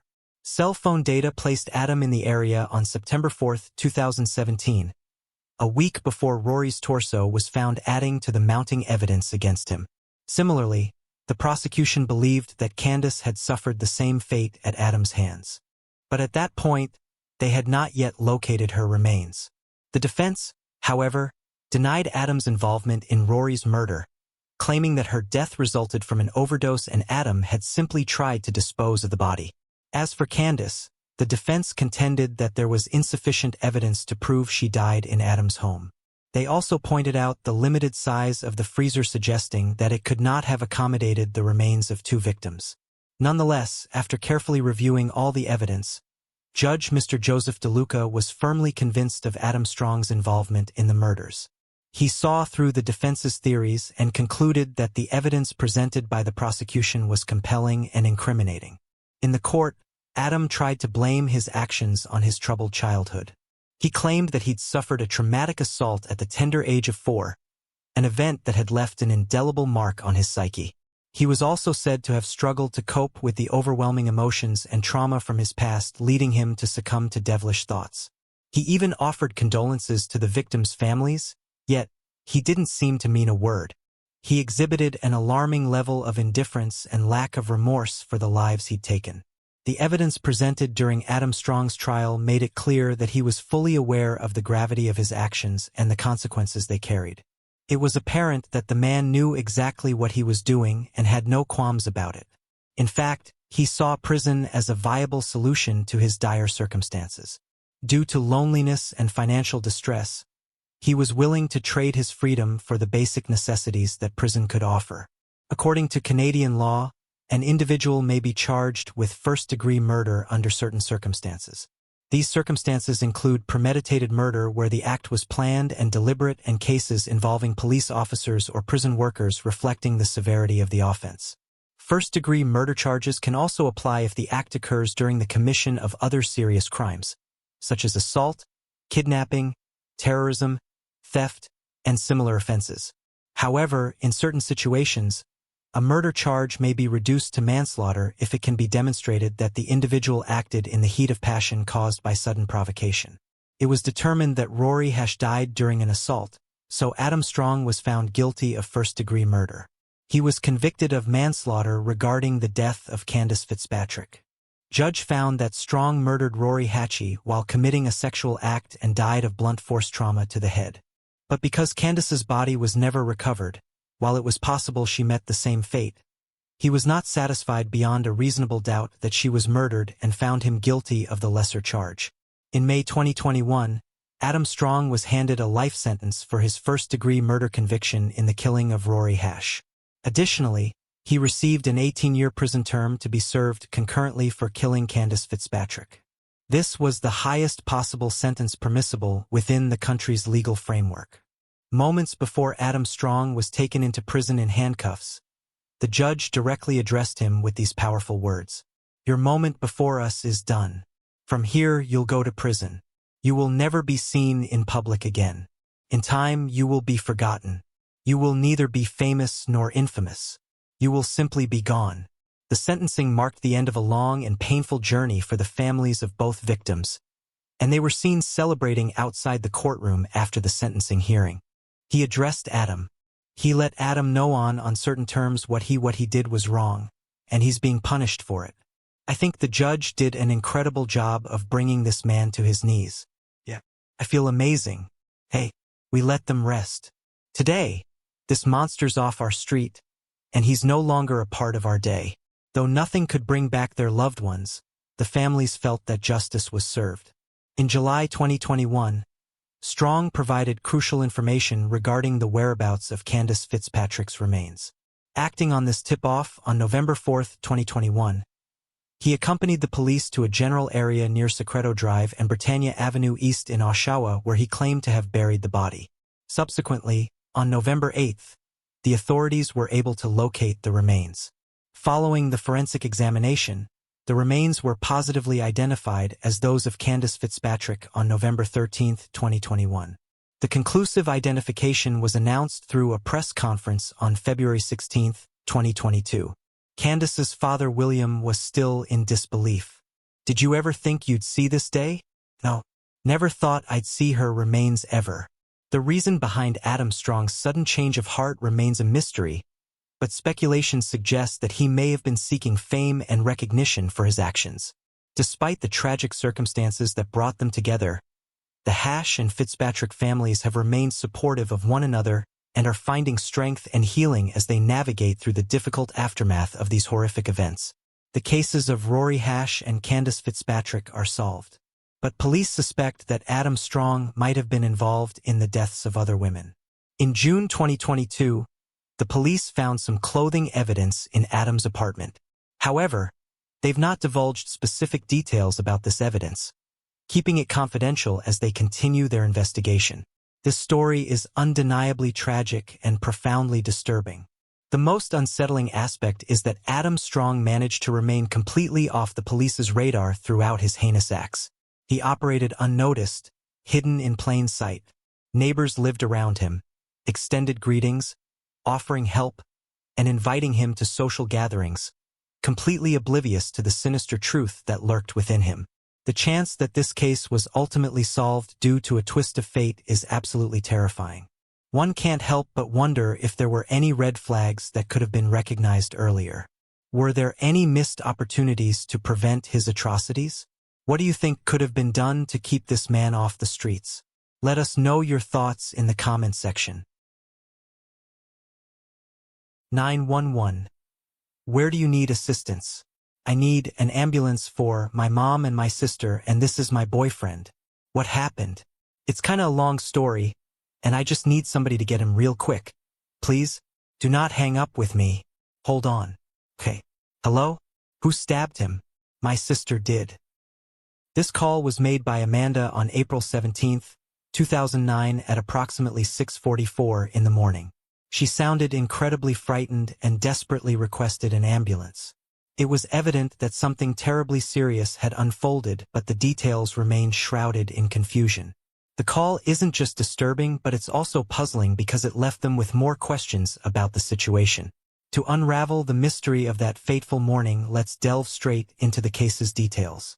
Our story starts from the village of Hoffman Estates, nestled in the heart of Illinois, where there stood a charming house on Bluebonnet Lane. It was the cherished home of the Engelhart family. The family was a small but loving one consisting of Shelley Engelhart, who from a very young age found her heart drawn to the gentle and kind-hearted Alan Engelhart. They set up their new life in the cozy 1000 block of Bluebonnet Lane in Hoffman Estates, where Alan worked tirelessly to provide a better and more comfortable life for his family.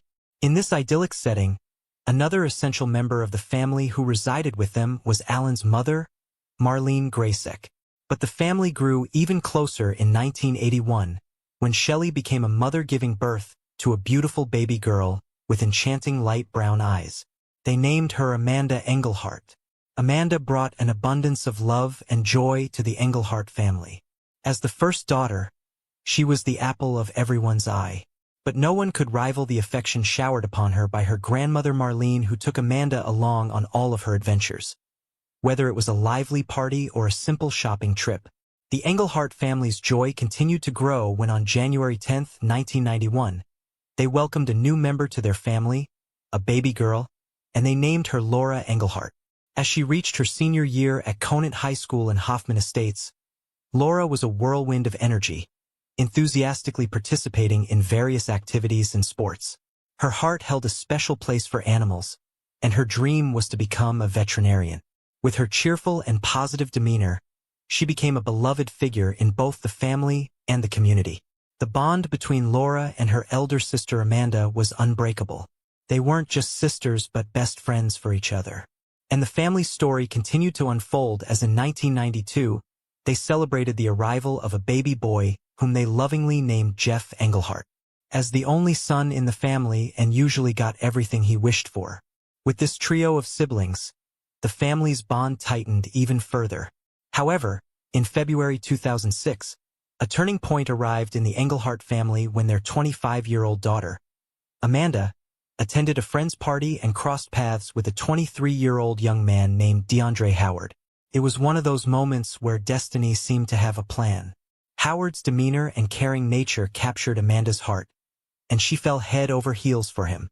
In February 2007, Amanda and Howard took the next step and got engaged. Their love continued to blossom and soon they welcomed a new member, a baby girl, into the family in February 2008, which actually completed the Engelhart family. But Howard, who was struggling with some mental health issues, wasn't able to provide much to his family, so the Engelhart family invited him to live with them under one roof. However, their joy was swiftly quenched on April 17, 2009, when a 911 call made from their home unveiled a harrowing event that had transpired. 911. Where do you need assistance? I need an ambulance or two, or somebody just come quick to 101035 North Bluebonnet. Okay.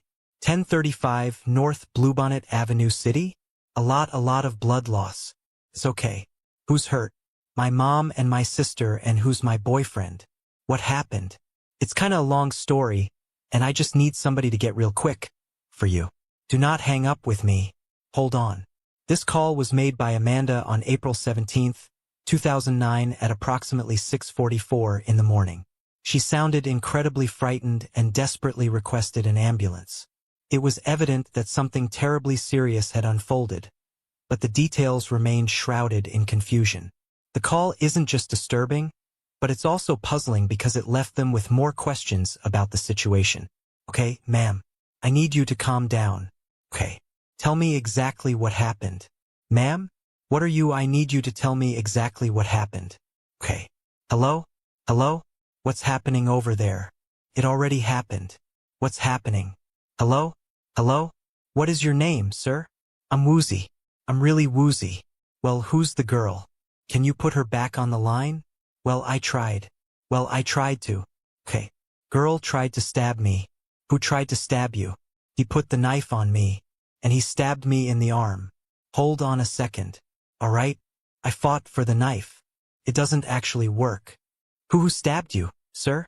Sir, who stabbed you? The voice you just heard was Howard's, and he sounded very weak and drained. If you listen carefully, you can also hear a lot of crying and screaming in the background. This suggests that Howard wasn't just hurt. There was something else distressing happening at that moment. Hello? Who stabbed him? My sister did. Where is your sister now? When the police asked Amanda who'd stabbed Howard, she said it was her sister Laura. But what stood out was that she didn't sound very sure or confident when she gave this answer. Where is she, ma'am? She's on the floor. She's on the floor? How did she end up on the floor? She's talking about the okay, ma'am. I need you to take a deep breath. Tell me exactly how she ended up on the floor. Okay, ma'am. What is your name? Her name is Amanda Engelhart. That's the girl's name I was just talking to? Yes. What's your name? What's your name? My name is DeAndre Howard. DeAndre. Mr. Howard? Amanda Engelhart is my fiancée. We're getting married this summer. Okay. And in the backyard. I will make it. You will make it, sir. Just tell me we've got help on the way. All right? Listen, Andre. Was it her sister that stabbed you? Yes. Where is she right now? We were batting for the knife and I stabbed her. She's not stalking. She's not okay. So she stabbed you and she stabbed her? Yes. Okay. Howard explained that he and Laura had a fight over the knife because she was trying to stab him. He managed to get the knife away from her and used it in self-defense, which is what he told the police. But what struck the police as strange was that in the midst of this intense situation with Laura injured and fighting for her life, Howard still found the presence of mind to mention his upcoming wedding. It seemed unusual that he'd bring up such an event at that moment. Are you and her the only two that are hurt? No, I'm dead. Where's her dad? He's dead. He's dead? Dead. Okay. Hold on a second, sir. Okay, Andre. And just stay with me on the phone. All right? What exactly happened? How did this start? My right bicep. So it wasn't just Howard and Laura involved. Sadly, Laura's father, Alan, was also hurt, and he tragically lost his life. The big question that arises is, who was responsible for Alan's death? Was it really Laura, his own daughter, who caused this harm? At this moment, the police found themselves in a puzzling situation. They weren't sure if Laura had any intent to harm her family, or if there is a different story behind the distressing call. Hello? Yeah. Hello? I think you're at the door. Okay. Go to the door. Stay on the phone with me. Go to the door. Okay. Okay. Do not hang up with me. Go to the door. Okay. All right. I'm gonna go to the door, just really. I have 4 tonight. I know. Okay. Yeah. Hold on. Yeah. Okay. Ma'am? Yes. Are you with the police right now? I'm walking to the door. Okay. Where is this knife at right now? I don't know. Okay. Oh, they're not here yet. They're not here yet. All right. All right. I hear them. I hear them. What is your name? Amanda. Okay. Amanda. Look, you're doing real good. All right? What's going on with Andre? He has stabbed in her arm really bad. Yeah. What's happening with him right now? He just stopped talking to me. He keeps going kind of in and out.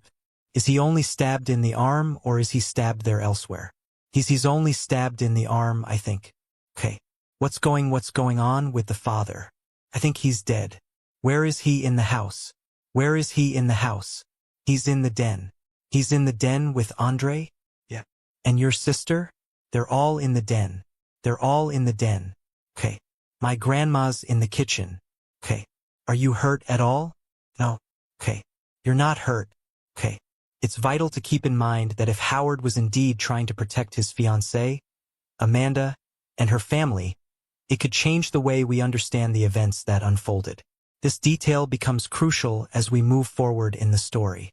The police didn't waste any time and hurried to the Engelhart family's house in Hoffman Estates, Illinois right after the 911 call. They knew it could be a challenging situation, but nothing could have prepared them for the shocking scene that awaited them.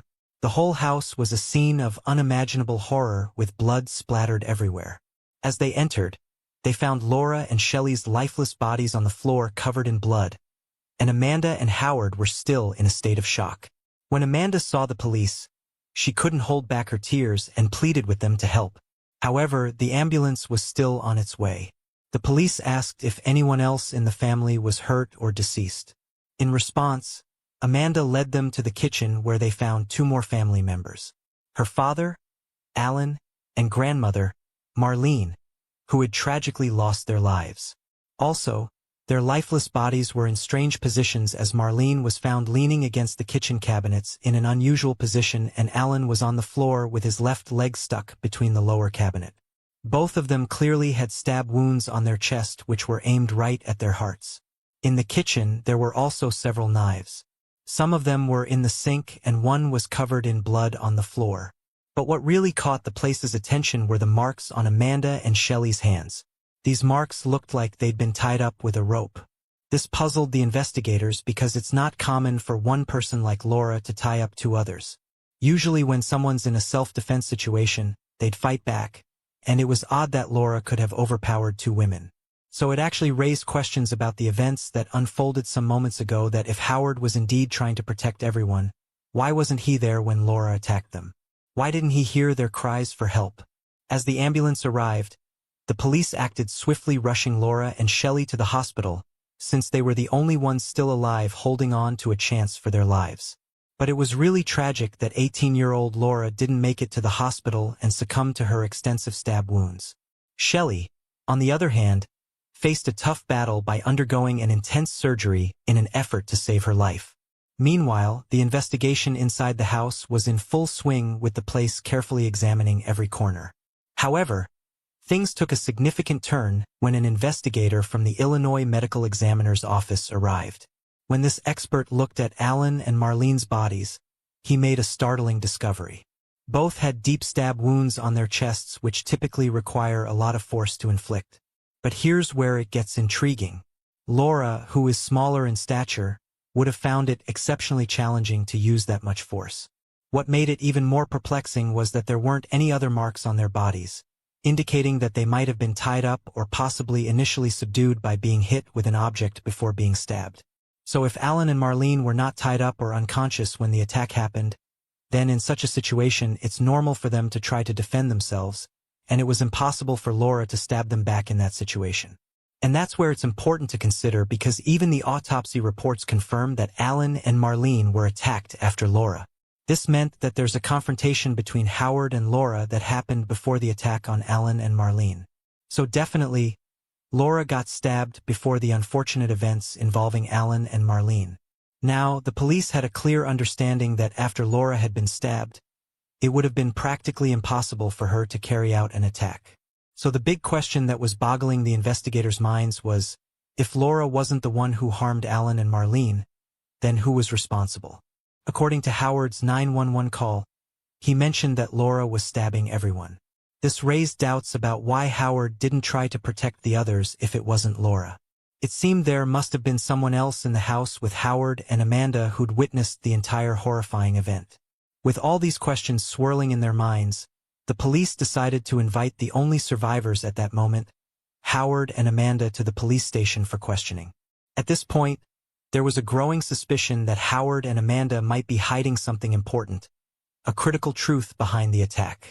And it was actually during the interview with Amanda when the shocking truth finally emerged, and the police got to know what really happened in the Engelhart house that morning. She revealed that in the early morning, around 5:10 a.m., she and Howard returned back home from a late-night party. But things took a dramatic turn when Howard, out of nowhere, began yelling at Amanda. His anger flared up, and a highly intense and aggressive argument erupted between them. What triggered this heated argument was Howard's belief that Amanda was being unfaithful to him.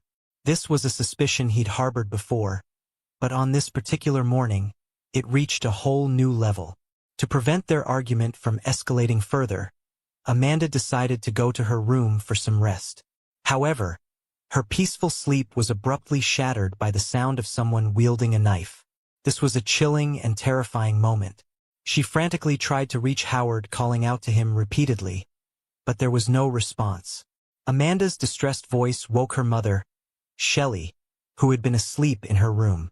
She rushed to Amanda's side, being deeply concerned and with a growing sense of what would have happened. In an unexpected twist, Howard suddenly ordered both Amanda and Shelley to come into the family's den. Confusion and fear filled the air as they cautiously made their way towards the den. But to their shock, Howard turned the tables on them. He positioned them back to back and proceeded to tie them up, holding them as hostages. The situation resembled a scene from a horror movie, and it was about to get even worse. Their screams reached Laura, who rushed downstairs from her room. She was horrified to see her sister and mother tied up, but Howard, in a frantic attempt to control the situation, moved to tie up Laura as well. But Laura wasn't about to become a helpless victim. She summoned every ounce of courage and strength, wresting the knife from Howard's grasp. In a bold but risky move, Laura used the knife to defend herself, ultimately stabbing Howard in his arm. Unfortunately, Laura's brave attempt only fueled Howard's anger. This man, who had long been grappling with mental health issues, remained in control of the knife. What followed next was a horrifying scene, as Howard repeatedly stabbed both Laura and Shelley, and their agonizing screams echoed through the family home.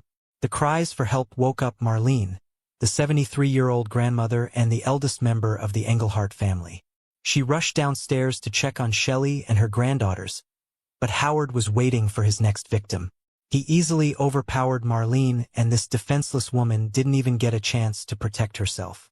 In a cruel and swift attack, Howard stabbed her multiple times in the chest, particularly targeting her heart, and left her lifeless in the kitchen. Now, during this terrifying ordeal, Amanda remained tied up and was forced to watch helplessly as Howard took the lives of her family members. Their desperate cries and screams filled the air, creating a deeply distressing and unsettling atmosphere. It was these heart-wrenching sounds that finally woke the last member of the family, 57-year-old Alan Engelhart, the father of Amanda and Laura, from his sleep. When Alan descended the stairs, a chilling shiver ran down his spine. What he encountered was a nightmare beyond imagination. The sight of blood everywhere, with Lauren Shelley lying on the floor covered in blood and fighting for their lives, was something no father or husband could ever fathom in their worst dreams. As Alan faced Howard, a violent and aggressive confrontation ensued, and Alan, driven by the fierce desire to protect his family, fought back with all his strength. But perhaps destiny wasn't on his side that morning. Howard ruthlessly attacked Alan using the same violent method he had on Marlene and left him in the kitchen fighting for his life. Now, if you remember, Amanda said on the 911 call that all the attacks were done by Laura. But the truth was that she actually wanted to protect her husband, Howard, but now she had no other way left. With 2 horrific murders and a savage assault on Laura and Shelley, Howard paced between the den and kitchen, leaving a gruesome trail of blood in his wake. The Engelhart home had now been transformed into a nightmarish crime scene. Howard's next move was to rip the house phone from the wall, making sure that none of the surviving family members could call for help. It took almost an hour after this terrible incident for Howard to finally calm down. It was then that the enormity of what he had done began to sink in. Overcome with guilt and terror, he broke down in tears and surrounded by the gruesome aftermath of his actions. He couldn't believe that he'd taken the lives of the family members who had loved him deeply. In a moment of desperation, or perhaps seeing the situation in a different light, he lay beside the bloodied and injured Laura, seeking her forgiveness. He expressed his deep regret, saying he couldn't understand how he turned into a monster and that he could never forgive himself for what he'd done. In a voice that trembled with pain, Laura, who was still holding on to life, forgave Howard.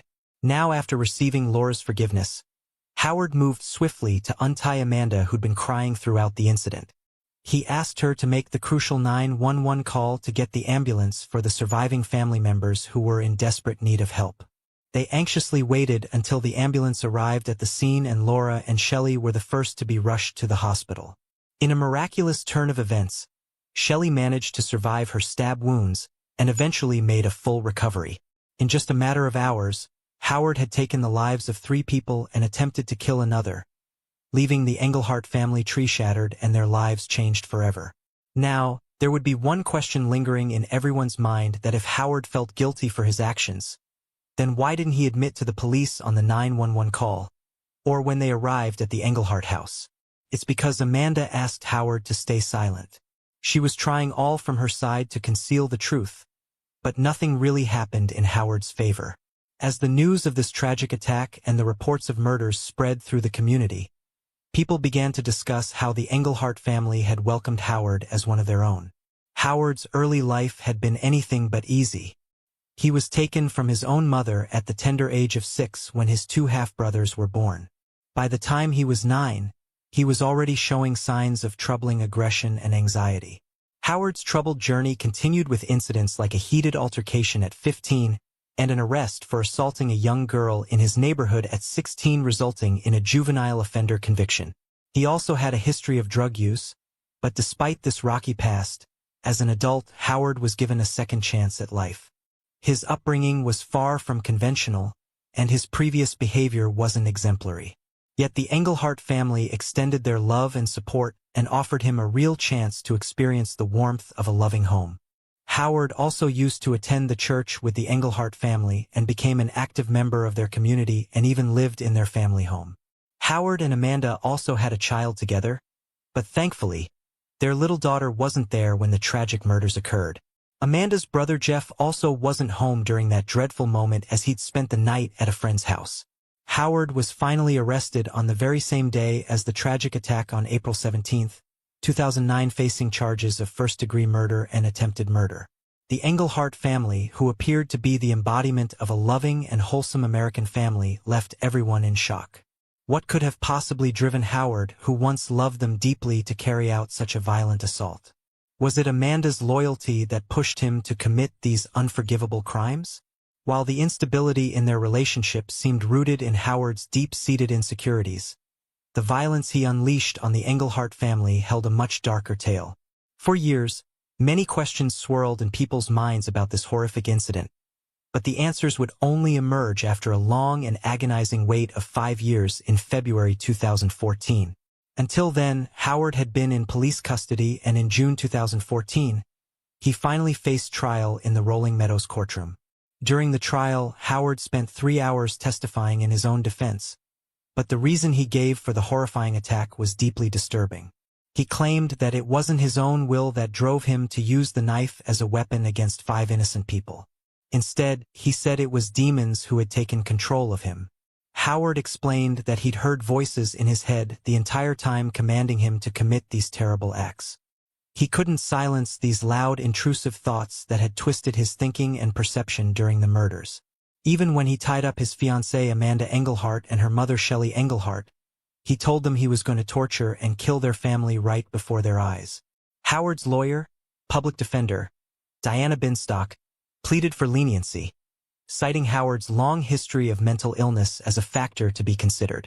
She sought a verdict of not guilty by reason of insanity. However, their request was met with a denial from the judge, as Assistant State's Attorney, Maria McCarthy, argued for the maximum sentence, stating that Howard was fully aware of the seriousness of his actions. The fact that he tied up the family members before the killings indicated that his chilling actions were premeditated. In the end, Howard was found guilty, but surprisingly, he managed to avoid the death penalty. Instead, he received a severe sentence of 3 life terms in prison plus an additional 60 years. This meant that Howard would spend the rest of his life behind bars. As Cook County Judge Ellen Mandeltor delivered the sentence, Howard remained stoic and showed no emotion. It was a moment that marked the beginning of Howard's lifetime behind bars, closing a chapter of pain and suffering for all involved. Howard's mother, Constance Taylor, handed a written note after the hearing. In it, she expressed her deep remorse, saying, "I would like to apologize to the Englehart family for the pain that my son has caused. The family will remain in my prayers. We all have suffered through this trying time." For the surviving members of the Englehart family, the closure was bittersweet. They had seen the killer of their loved ones brought to justice, a man they had once welcomed into their family with open hearts. Shelley Englehart expressed their resilience, saying, "I stand here now to let you know that good has triumphed over evil once more. The wounds and pain you've inflicted on us have not weakened our family and will not define our future." Laura's brother, Jeff Englehart, who had become a reporter for the Northwest Herald in Crystal Lake, held hope that Howard might change for the better during his time in prison.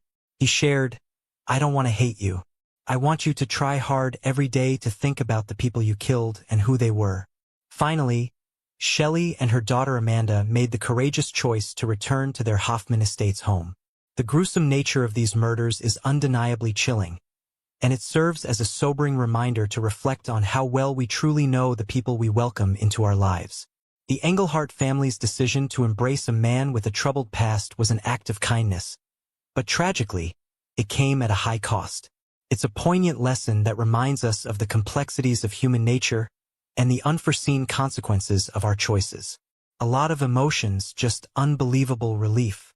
It's been a long time, and really have to thank the state's attorneys for the job they did. It was incredible, but just a lot of relief. I guess in that sense, the time sort of helped. It wasn't anything I don't think we didn't expect them to try. Obviously, we think the jury absolutely got it right, and thankful for that as well. But we had been prepared that that's what they would probably attend. What are your thoughts on this case? Was it truly Howard's doing, or could there be a sinister truth where demonic entities compel them to commit these heinous acts?